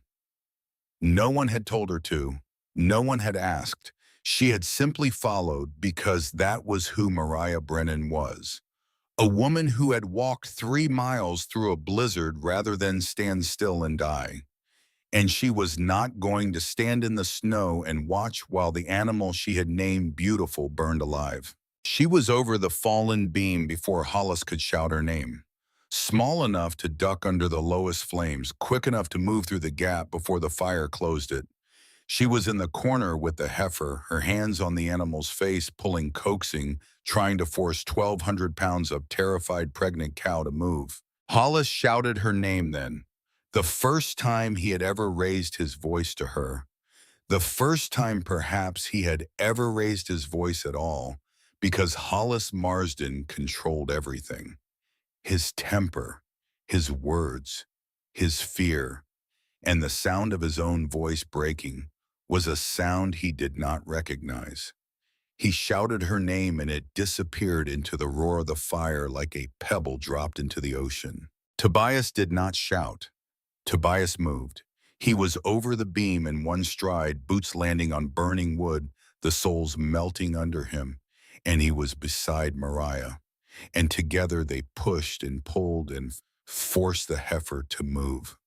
1 step, 2 steps, dragging her over the beam as Hollis hauled from the other side, his right hand pressing down on a length of burning wood to clear the path, the skin of his palm searing against the heat, the smell of his own flesh cooking rising into the smoke. He did not pull his hand away. He pulled the woman through. All 3 of them and the heifer stumbled through the barn door into the snow, in the cold and the air that did not burn. Behind them, the barn collapsed. The roof fell first, a great downward sigh of burning timber that sent a column of sparks 100 feet into the air. Then the walls folded inward one after another like a house of cards surrendering to gravity. The sound was enormous. It shook the ground. It shook the bone. 12 cattle died that night, the ones they could not reach. The ones the fire took before anyone could open the stalls. 12 animals that represented years of breeding and investment in the quiet daily labor of 3 men who had built a herd from nothing. The loss was not abstract. It was blood and bone and the smell of burning hair and the silence of stalls that should have held living things and now held only ash. Mariah knelt in the snow beside the rescued heifer. The animal lay on its side, breathing hard. Alive! Mariah's face was black with soot. Her hands were burned, the palms blistered and red and already swelling. Her hair was singed. She smelled like smoke and scorched fabric and something else. The sharp chemical scent of kerosene that had soaked into the barn wood and ignited at the touch of a match. She was crying. For the first time since she had arrived in Wyoming, Mariah Brennan was crying. Not the quiet tears of a woman feeling sorry for herself. These were tears of rage. The deep, shaking, full-body rage of a person who has endured abandonment and blizzard and threats and bullets and gossip and has held it all together with will and spine and the refusal to break. And who has finally, in the sight of 12 dead animals and a barn reduced to embers, reached the place where the wall cracks all the way through and everything behind it comes flooding out. Hollis knelt beside her. He did not speak. He did not know the right words, and he did not trust the wrong ones. Instead, he took her burned hands in his, gently, the way he had handled the newborn calves in springs past, with a tenderness that seemed impossible for hands so large and so rough. He scooped snow from the ground and packed it around her palms, holding the cold against the burns. His own right hand, burned, red, already swelling. He did not say a word about it. Jasper was there with a clean cloth from the cabin, tearing it into strips, wrapping her hands with the careful efficiency of a man who had bandaged more wounds than he could count. Then, with a quiet motion, he reached for Hollis's right hand. Hollis tried to pull it back. Jasper would not let him. "You are not the only one allowed to take a wound, brother." He bandaged the hand without looking up. The white cloth went around the seared palm and the cracked knuckles and the place where the skin had blistered against the burning beam. When he was finished, he tied the knot tight and held his brother's wrist for one long moment. A wordless acknowledgement of everything Hollis had not said and could not say. Tobias stood watch. The Winchester was in his hands, the stock against his shoulder. His eyes sweeping the darkness beyond the firelight in slow, methodical arcs. His body was coiled with a fury so intense it was almost visible. A heat that had nothing to do with the burning barn. Every muscle in his frame was taut. His jaw was locked. He was trembling not from cold, not from fear, but from the sheer physical effort of containing the violence that was trying to claw its way out of him. But behind him, his brother was bandaging a woman's burned hands in the snow, and his other brother was standing over a horse that had been pulled from the fire, and the words of a dead man echoed in his skull.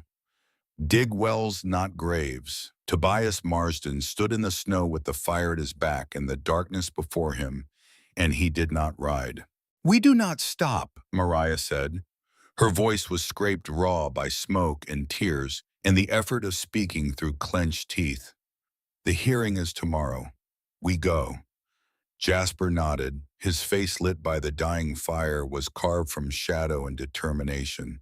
He burned the barn because he is afraid, and a man who is afraid is a man who is about to lose. Hollis helped Mariah to her feet. She stood unsteadily, swaying her bandaged hands held before her like offerings. He looked at the remains of the barn. 8 years of work. The structure his father had helped build. The beams his father had cut. Ash now, all of it. Then he looked at Mariah. Soot on her face, burns on her hands, singed hair, and her green eyes bright with the fire that no one had set and no one could put out. He knew then with the clarity of a man standing in the exact center of his own life, looking in every direction at once, and seeing for the first time the shape of the whole. He loved her, Not the way a man loves a comfortable thing, the way a man loves the truth, the way a man loves the thing that changes him and does not apologize for it. He did not say it. Not yet. The time would come. But standing in the snow beside the ruins of his barn with the stars wheeling overhead and the woman he loved bleeding from the hands and his own hand wrapped in white cloth, Hollis Marsden made a promise to himself. Not to his father's ghost, to himself, that he would build again, better, stronger, and not alone. The four of them turned away from the fire and walked back to the cabin through the snow. Behind them, the embers glowed in the dark like the eye of a sleeping animal. Above them, the stars wheeled cold and indifferent. Ahead of them, in a few hours, the sun would rise on the day everything would be decided. They did not speak. They did not need to. Each step they took toward the cabin was a step toward the courthouse. And each step toward the courthouse was a step toward a man named Roderick Vance, who had paid to have a barn burned and a bullet fired and a woman left to die in a blizzard, and who had not yet understood that the woman was still walking. And so were the three men who walked beside her. The first gray light of dawn touched the eastern ridge. The valley was still. The fire was almost out. The barn was a black skeleton against the snow. And somewhere down the trail, Roderick Vance was waking up to the last morning of the life he had built on lies. Dawn came pale and cold over the ashes. The morning air carried the acrid smell of burned wood and the fainter, sadder smell of animals that had not made it out. The barn was a black skeleton against the white snow still smoking in places, the remaining timbers pointing at the sky like broken fingers. Around the ruin, the snow had melted in a wide circle and refrozen during the night, leaving a dark ring of ash and ice that looked from a distance like a wound the earth itself had taken. Four people saddled horses. Mariah rode well now. Weeks of Tobias's patient instruction made visible in the way she sat the saddle and handled the reins. Her hands were bandaged and stiff, but she gripped the leather without complaint, and her back was as straight as it had been the night she arrived. The night she stood on the porch in a borrowed shirt and told the most powerful man in the valley she was not property. Hollis rode beside her. The white cloth on his right hand was already gray from soot and smoke. He had not slept. None of them had. But there was a stillness to him that morning that Mariah had not seen before. The stillness of a man who has stopped wondering what he is going to do because he has already decided. Jasper rode behind them with the leather satchel of documents lashed across his saddle. The originals from Cheyenne, the forgeries from Vance, the ledger book where Mariah had recorded every brand on every animal, the certified copies of 7 family deeds going back 3 generations. Everything that mattered, everything they had paid for in blood and ash and broken sleep was in that satchel. Tobias rode last, the Winchester across his thighs. They came down the mountain in the thin morning light. The trail was treacherous ice over stone, and the horses picked their way slowly. Mariah did not speak. Hollis did not speak. There was nothing to say that the day itself was not about to say for them. At the crossroads where the mountain trail met the main road, Wendell Craddock was waiting. He sat on his old horse, a gray mare that most people thought had been put out to pasture years ago, and he wore a suit that had not fit him properly since before his ranch was stolen. His white hair was combed, his cane was strapped to the saddle. His eyes, when they met Mariah's, were wet and fierce. "I am coming," he said. It was not a request. Mariah nodded. She did not trust her voice. The old man fell in beside her without another word, and the 4 became 5. A mile further, Hattie Pembridge waited in her wagon with her husband at the reins. She wore her Sunday dress and her skeptical eyebrows, and an expression that dared anyone in the territory to question her presence. She did not speak as they approached. She simply gave a single sharp nod and clicked her tongue at her team and pulled the wagon into the line behind them. By the time they reached town, the procession numbered 14 people. 7 families, or what remained of them. Farmers and ranchers and shopkeepers. People who had been afraid for years and were still afraid, but who had decided one by one in the privacy of their own kitchens and bedrooms that fear was no longer a sufficient reason for silence. The Whitestone Valley was marching, not with guns, with the truth. The county courthouse was a wooden building, unpainted, 2 stories tall, with an American flag hanging from a pole above the door. It was not impressive. It was not meant to be. Justice on the frontier did not live in marble halls. It lived in rooms like this. Plain and cold, lit by oil lamps, where the law was whatever a judge said it was, and a judge was whatever the territory could find. Judge Theodore Bramwell sat behind a table at the front of the room. He was 58 years old with silver hair cropped close to his skull and a face that looked like it had been assembled from angles rather than curves. His eyes were the color of gunmetal, and they moved across the crowded room with the slow, comprehensive sweep of a man accustomed to assessing battlefields. He had served 4 years in the Union cavalry.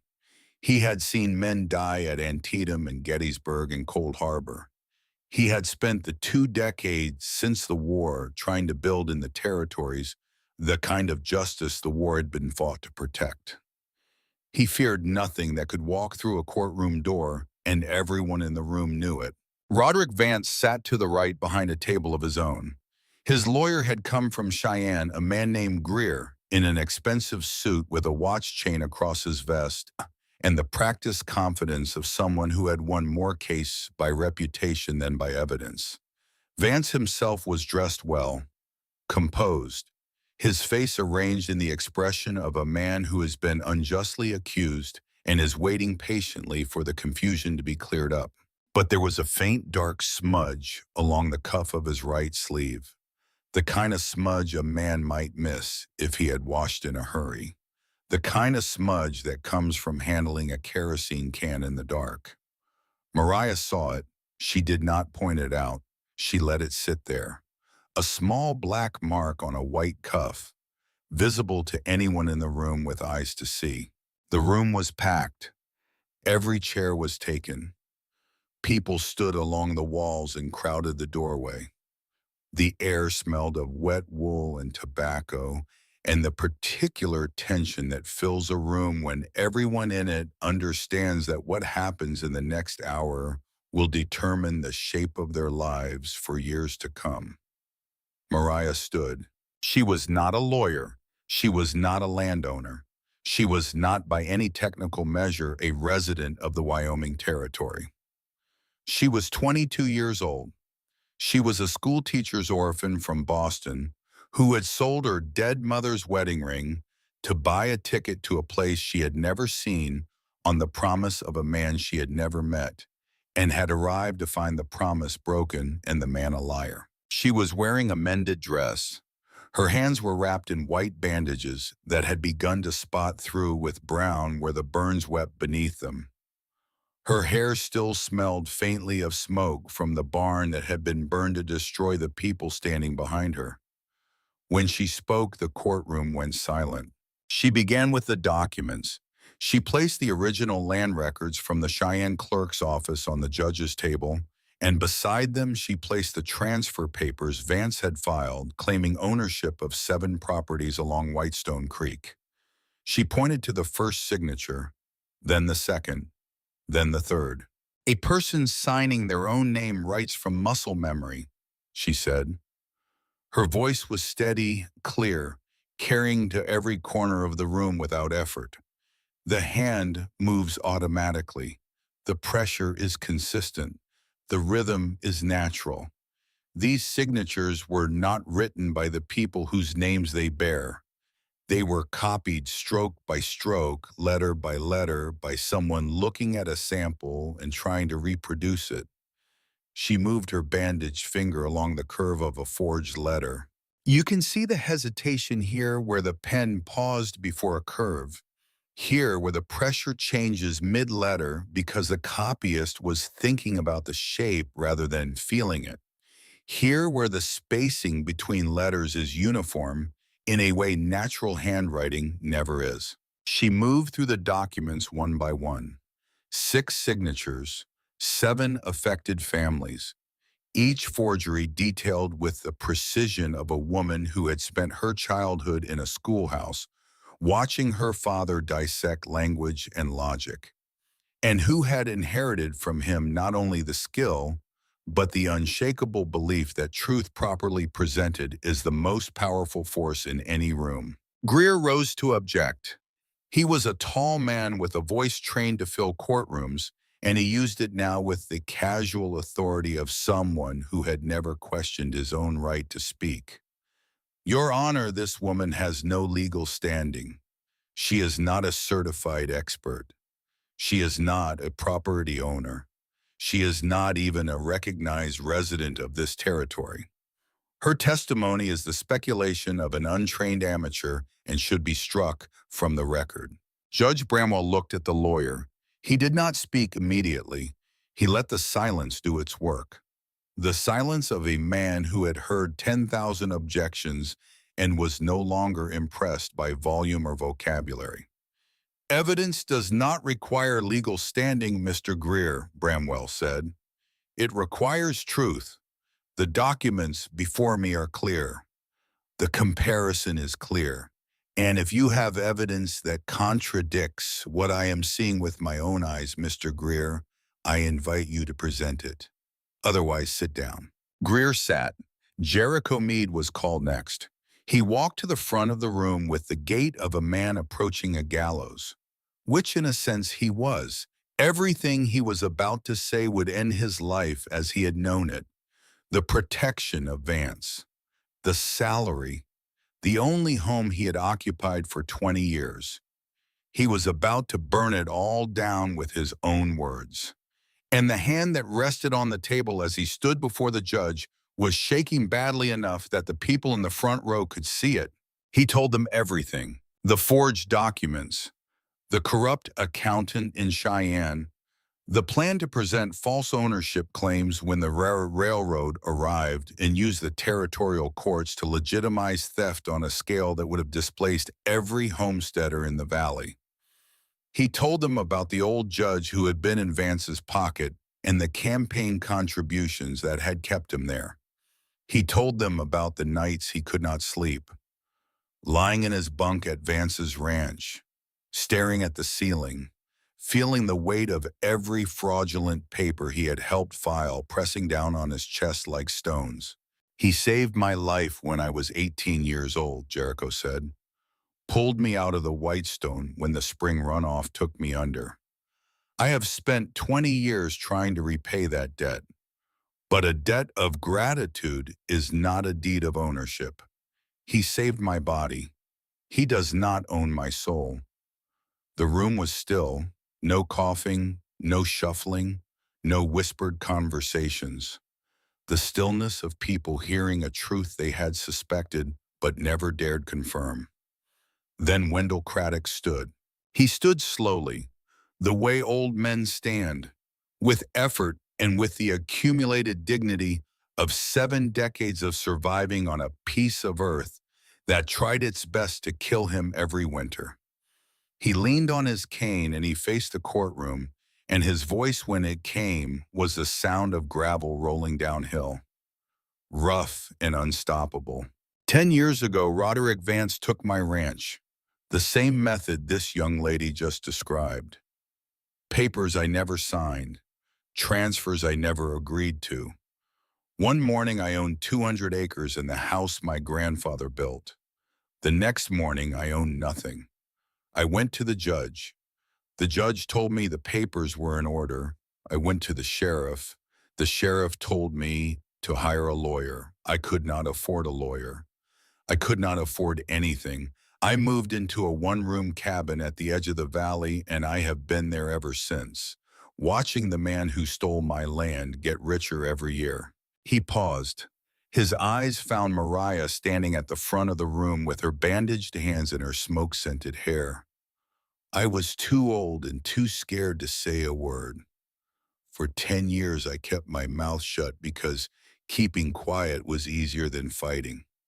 And then this 22-year-old girl from Boston who had every reason in the world to get on a train and go back east and never look at Wyoming again, stood up in a church full of strangers and told the truth." His voice cracked. He did not bother to hide it.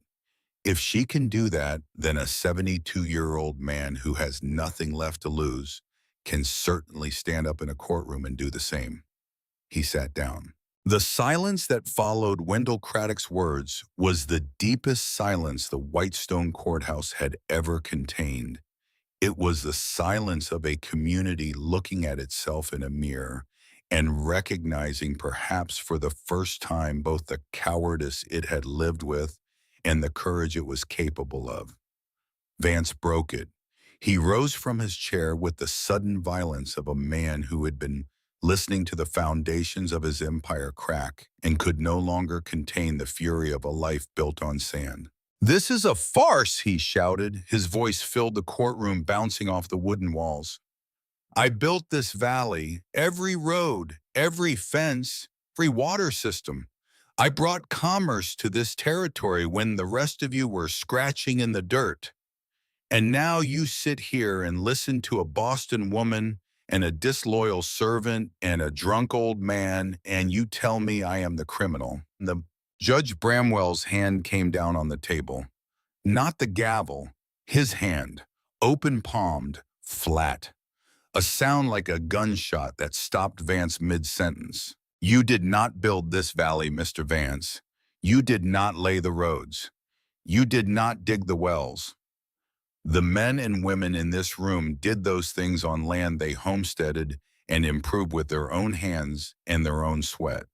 What you did based on the evidence before me is systematically forged documents to steal that land from them. You did not build, you took. And this court exists for the precise purpose of distinguishing between those two acts." Bramwell straightened in his chair. His gunmetal eyes swept the room once more. And when he spoke again, his voice carried the finality of a man who had weighed the evidence and found it sufficient. "The land transfer documents filed by Roderick Vance pertaining to 7 properties along Whitestone Creek are hereby declared null and void. Title to those properties is restored to the original owners as recorded in the Cheyenne County Clerk's office. Mr. Vance is remanded into the custody of the territorial sheriff, pending charges of fraud, forgery of federal land documents, and criminal intimidation." The judge paused. His eyes went to the dark smudge on Vance's cuff. "Additional charges of arson are to be investigated given the destruction of the Marsden family barn last evening and the physical evidence presently visible on the defendant's clothing." Vance's face went white. Sheriff Owen Tate stood. He had been sitting in the back of the courtroom throughout the proceedings, turning his hat brim between his fingers. Now he walked to the front with the heavy footsteps of a man finally doing the thing he should have done years ago. He carried handcuffs. He did not look at Vance as he approached. Vance lunged, not at the sheriff, at Hollis. The big rancher came across the room with surprising speed, his face twisted beyond recognition, beyond anger, into something that looked like the expression of a man watching his own reflection shatter. He did not reach Hollis. Tobias stepped into his path, and Tobias Marsden in that moment was everything his brothers had spent weeks restraining, a wall of controlled fury. He did not hit Vance. He did not need to.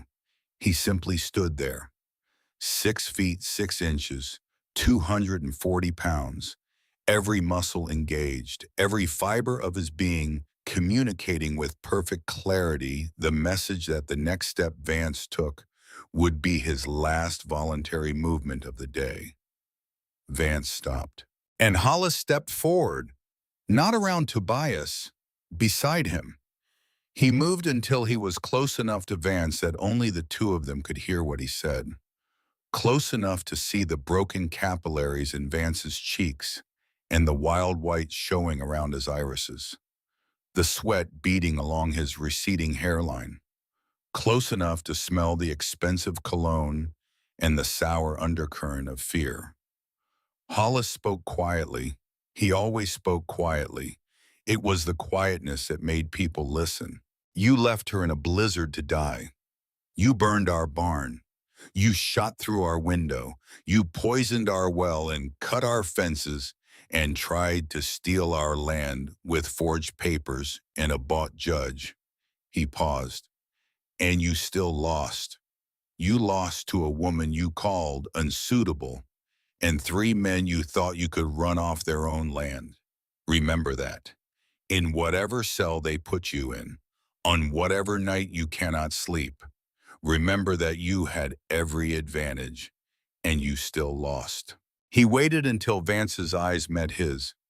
You have land, you have money, you have power, you have everything except one thing, people willing to stand beside you when you need them. That is why you lost.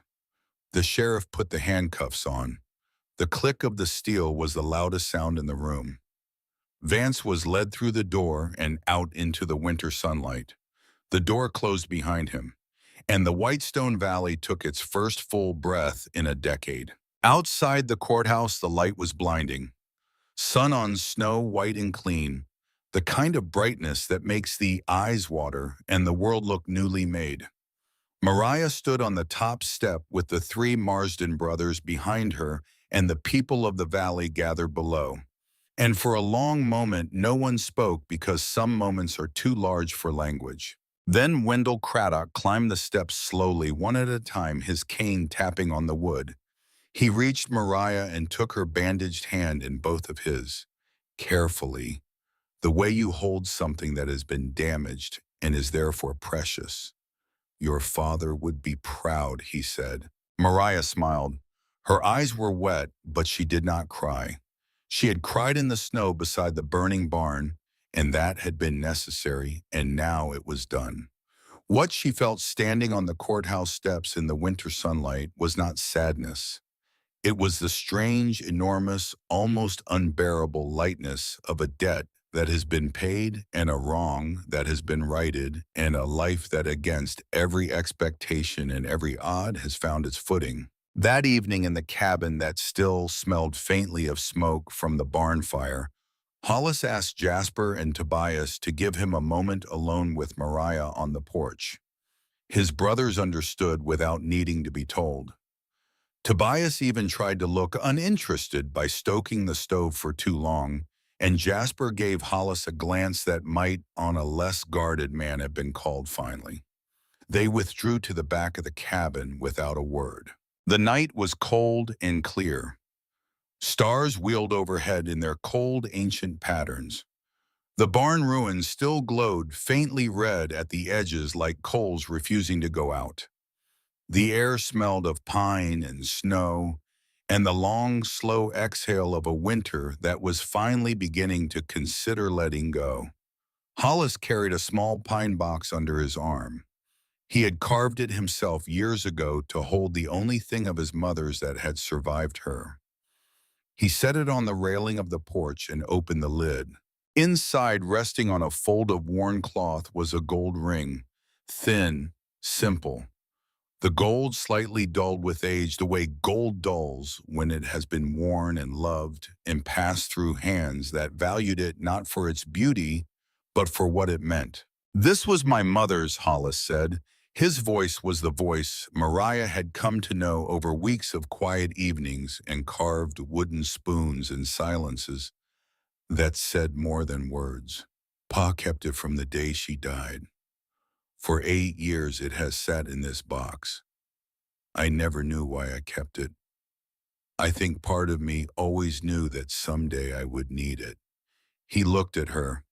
The cold of the night put color in her cheeks, and her green eyes caught the lamplight from the cabin window and held it. Pa told me once, do not promise a woman a life unless you are certain you can deliver it. I thought he meant, do not ever promise. For 30 years I lived by that. I used it as a wall. I used it as a reason. I used it as an excuse. He paused. The wind moved through the pines beyond the porch. But I was wrong about what he meant. I think now that he was not telling me to never promise. I think he was telling me, be certain and then promise. He picked up the ring from the box. It was small in his rough fingers, almost weightless. I cannot promise you an easy life. The mountain will not let anyone promise that. There will be winters that try to break us, years when the cattle die, years when the snow comes too early and the spring comes too late. I cannot promise you any of that will be easy. He drew a breath. His bandaged right hand rested on the railing beside the open box. But I can promise you this, whatever the world drives to this door, whatever storm comes down off the mountain, I will not be the man who lets you stand in it alone. Not ever. He held the ring out between them. He did not move closer. He did not press. He let it sit in the small space between his hand and hers, in the cold air on the porch, in the quiet between two breaths. I am not asking tonight. I am only telling you, when you are ready, I am ready, and I will wait as long as you need. Mariah did not speak right away. She looked at him. She looked at the ring. She looked at the bandaged hand that had held a beam of fire steady so she could pass underneath. She looked at the cabin behind him, where two brothers sat carefully not watching. She looked at the trail down the mountain, where 8 days earlier she had counted his absence in heartbeats. She did not take the ring from his fingers. Instead, she lifted her own bandaged hand. White cloth on white cloth, two hands marked by the same fire. She placed her hand over his. She left it there. I do not need long to wait, she said softly. Hollis kissed her then. Beneath the porch light in the cold air, with the ruined barn glowing faintly behind them, gentle and certain. The kiss of a man who had spent his whole life being careful with precious things and had finally found the most precious thing of all. The kiss lasted long enough to be a promise and short enough to be proper. And when they drew apart, Mariah took the ring from his fingers and she slid it onto her own. The porch light flickered as the wind moved past. Inside the cabin, very quietly, Tobias Marsden cleared his throat in a way that was not entirely steady, and Jasper, without looking up from the book he was pretending to read, reached over and placed a hand on his younger brother's shoulder. Three brothers, 30 years together. Some things did not need language. Spring came to the Whitestone Valley the way spring always comes to Wyoming, reluctantly, grudgingly, as if the land resented giving up the cold. The snow retreated in stages, pulling back from the roads first, then the south-facing slopes, then the creek banks. Until one morning in late March, the sound of running water returned to the valley, and the world remembered that it was capable of something other than silence and ice. The cottonwood tree above Whitestone Creek leafed out in pale green, the new leaves trembling in the breeze like small flags of surrender raised by winter. Wildflowers appeared in the meadows, tentative at first, then bolder, spreading color across the brown grass like paint spilled from a bucket. The sky deepened from the flat white of winter to the depthless blue of spring, the blue that stretches over Wyoming like a promise too large to comprehend. The railroad came just as the surveys had predicted, steel rails pushing westward through the territory with the unstoppable patience of progress. But it came on terms that were fair to land whose ownership was clear and legally protected.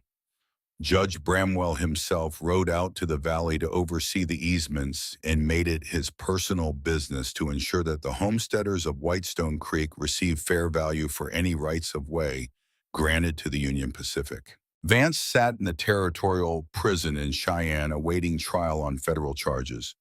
His ranch was administered by the court. His hired men had scattered.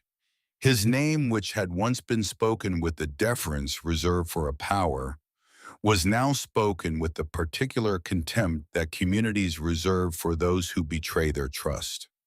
The Marsden barn rose again from its ashes.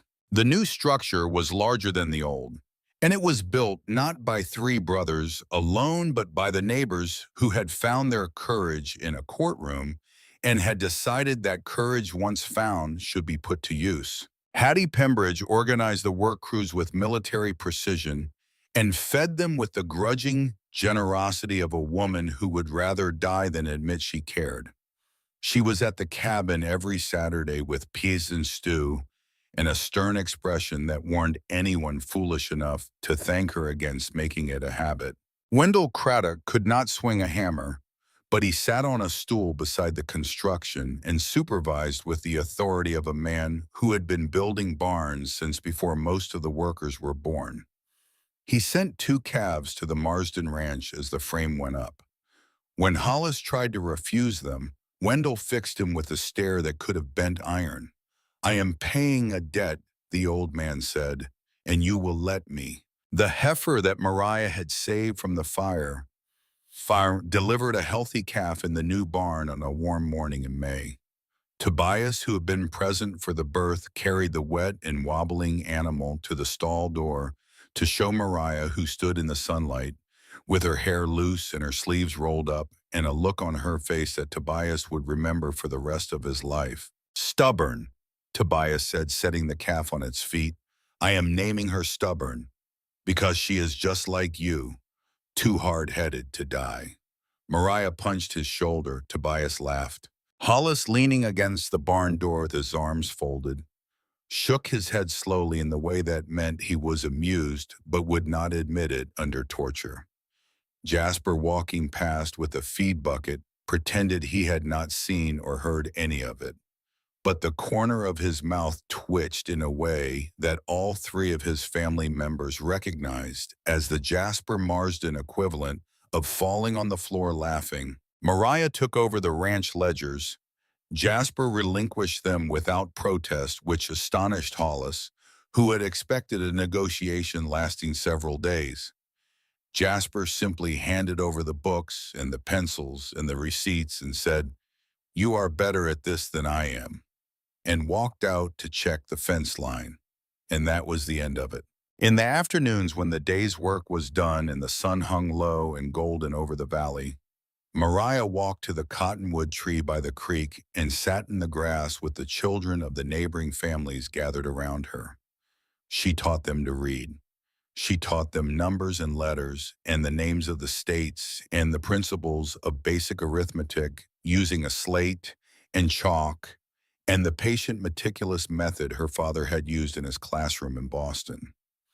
She had become, without anyone having appointed her, the school teacher of the Whitestone Valley, and she performed this role with the same quiet determination she brought to everything else. The wedding came on a Saturday afternoon in April of 1879.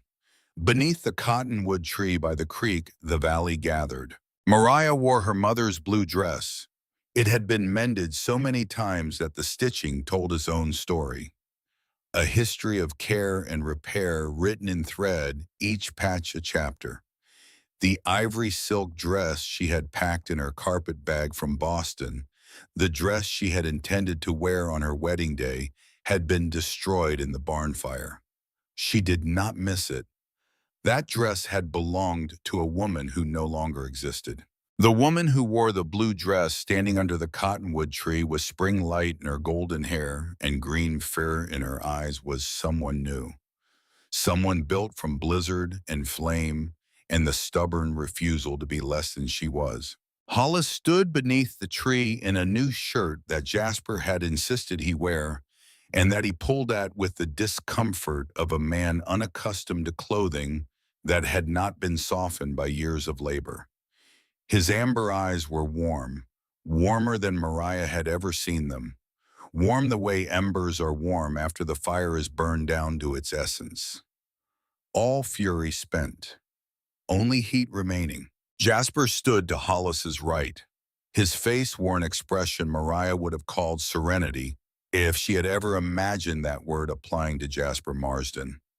The calculations were over. The ledger was balanced. The numbers added up. Tobias stood to Hollis's left. His eyes were red at the rims, a condition he would attribute to the spring pollen if anyone was foolish enough to ask. His chin was up and his shoulders were back, and he looked in that moment less like the wild youngest brother and more like a man who had found his place in a picture he had been afraid was being painted without him. Reverend Nathaniel Boyd opened his Bible and read the words that had been read under trees and in churches and beside rivers for as long as people had been making promises to each other. And when he asked Mariah to speak her vows, she looked not only at Hollis, but at Jasper and at Tobias, because the promise she was making was not to one man. It was to a family that had opened its door in a storm and had never once asked her to be anything other than what she was. Hollis took the ring from the box, the thin gold band that had been his mother's. The woman who had given her life to bring 3 sons into the world and had left behind nothing but the small circle of metal and the memory of a courage her children had inherited without ever knowing its source. He slid the ring onto Mariah's finger. It fit as if it had been waiting on the shelf in the wooden box for 30 years, patient and certain, knowing that one day the right hand would come. He leaned close just before he kissed her and spoke softly enough that only she could hear. My mother never met her sons, but I think she would want this ring on the finger of someone who deserved it. You deserve it. He kissed her beneath the cottonwood tree. When they drew apart, Tobias let out a whistle that scattered birds from the branches above. Jasper shook his head but could not quite manage to stop smiling. And the people of the Whitestone Valley, standing in the spring grass with the creek murmuring behind them and the mountains rising white and eternal against the blue sky, applauded. Wendell Craddock stood in the front row. He was crying openly, making no effort to conceal or apologize for it, tears running down the deep creases of his 72-year-old face, and he was smiling wider than he had smiled in 10 years. He clapped his gnarled hands together and stamped his cane on the ground, and he looked for a few minutes less like a man who had been beaten down by the world, and more like a man who had discovered that the world, for all its cruelty, still contained moments worth living for. The summer of 1879 came hot and dry. The hay crop was good. The cattle fattened. The new barn was finished by July, and Hollis hung above its main door a small carved sign Mariah had asked for. Just 2 words, Marsden family. He had carved them himself in pine and rubbed the letters with a stain made from walnut hulls until they glowed dark against the lighter wood. By autumn of 1880, Mariah was carrying a child. Her belly had begun to round beneath the apron she wore when she taught the children of the valley under the cottonwood tree. Her hands, the hands that had been bandaged in white cloth on the night of the fire, had healed into a small map of pale scars across the palms. She no longer hid them. She wore them the way a soldier wears a service ribbon, without pride and without shame, as a record of the things she had done. Hollis carried scars on his right hand that matched hers. They had stopped commenting on it. The marks were simply there between them when they held hands at the table or beside the stove or on the porch in the evening. A shared signature of one bad night that had bound them together for the rest of their lives. On a cool afternoon in October of 1880, Hollis stood on the porch with a piece of pine in his hand. He was carving a cradle. The wood was good. The shape was beginning to emerge. A simple curve of place for a small head, a rail along the side that would in time hold the small fingers of a child learning to pull herself up. He was not a fast carver, but he was a steady one, and the work was going well. Tobias was in the yard teaching the Pembridge child to ride a small dappled pony. He had become more patient with children than he had ever been with horses, and he would deny it. Jasper sat at the porch table with the ledger book open, but the ledger was not the cattle book anymore. It was the school register, the names of every child who came to the cottonwood tree to learn to read. Mariah had asked him to keep it. Jasper, for reasons he did not articulate, had agreed without complaint. Mariah came out of the cabin and stood beside Hollis. She placed her scarred hand on his arm. "You are thinking about him," she said. It was not a question. "I am. Tell me." Hollis set down the carving knife in the half-formed cradle. He looked out across the valley. The cottonwood tree stood against the sky, its leaves beginning to turn yellow at the edges. The new barn stood gold in the late light. The fence line he had repaired in the spring ran straight and true across the meadow.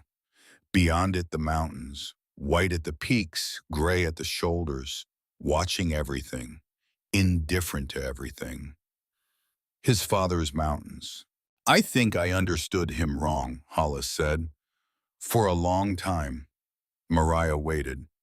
"He said, 'Do not promise a woman a life unless you are certain you can deliver it.' And I thought he meant, 'Do not ever promise.' I thought he meant, 'Stay alone, stay safe, do not risk it.'" He was quiet for a moment. The wind moved through the pines. "But I think he meant something else. I think he meant, be the kind of man who can keep his word, then keep it. I think he was not warning me away from love.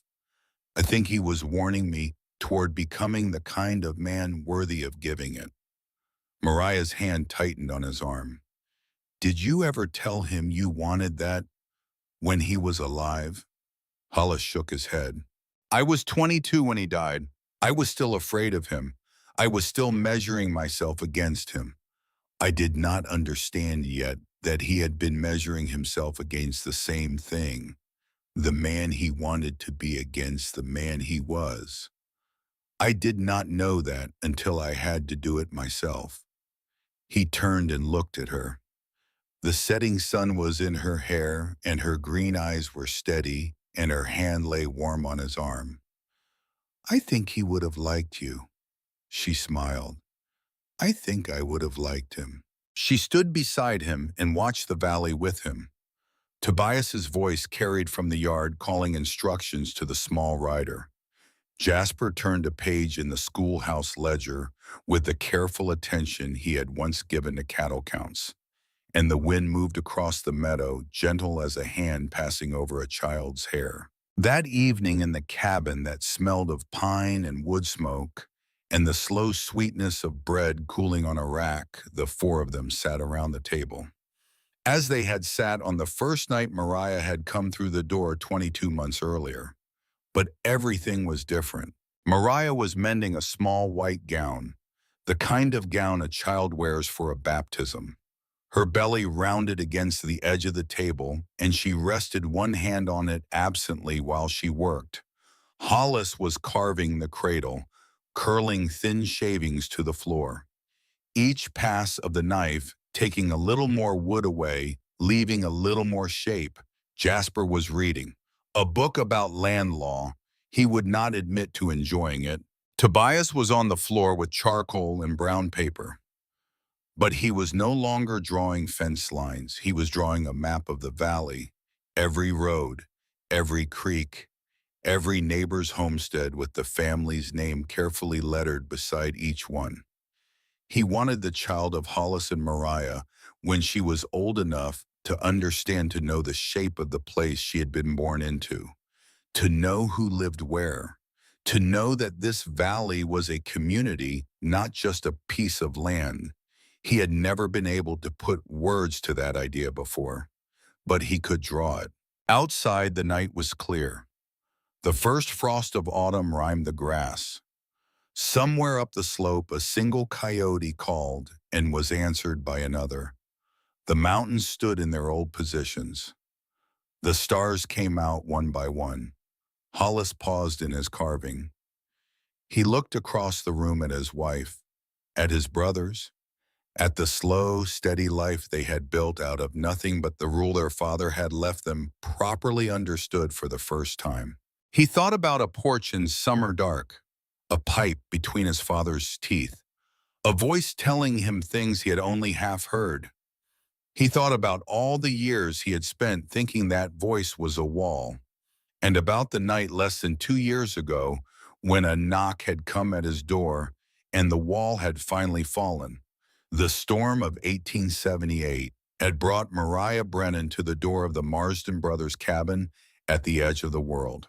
But it was not the storm that had kept her, not the kindness of strangers, not the misfortune that had emptied her purse and taken her mother's piano and left her standing in a dress frozen stiff as armor on a porch she did not know. It was a man named Hollis Marsden who had opened that door and had chosen in the long, slow days that followed to keep the promise he had made to himself before he had made it to anyone else. To be the kind of man who could give his word and then keep it through fire, through bullets, through every test the world had been able to devise. In the Whitestone Valley, in the autumn of 1880, the wind moved through the meadow and carried the smell of cut hay and wood smoke and the distant, clean smell of snow that had not yet fallen but would soon. The calf named Stubborn kicked her heels in the pasture. The new barn glowed amber in the last light. And in a cabin on the shoulder of the mountain, 3 men and a woman from Boston sat together at a table building in the small, ordinary way that all true things are built a life that would last.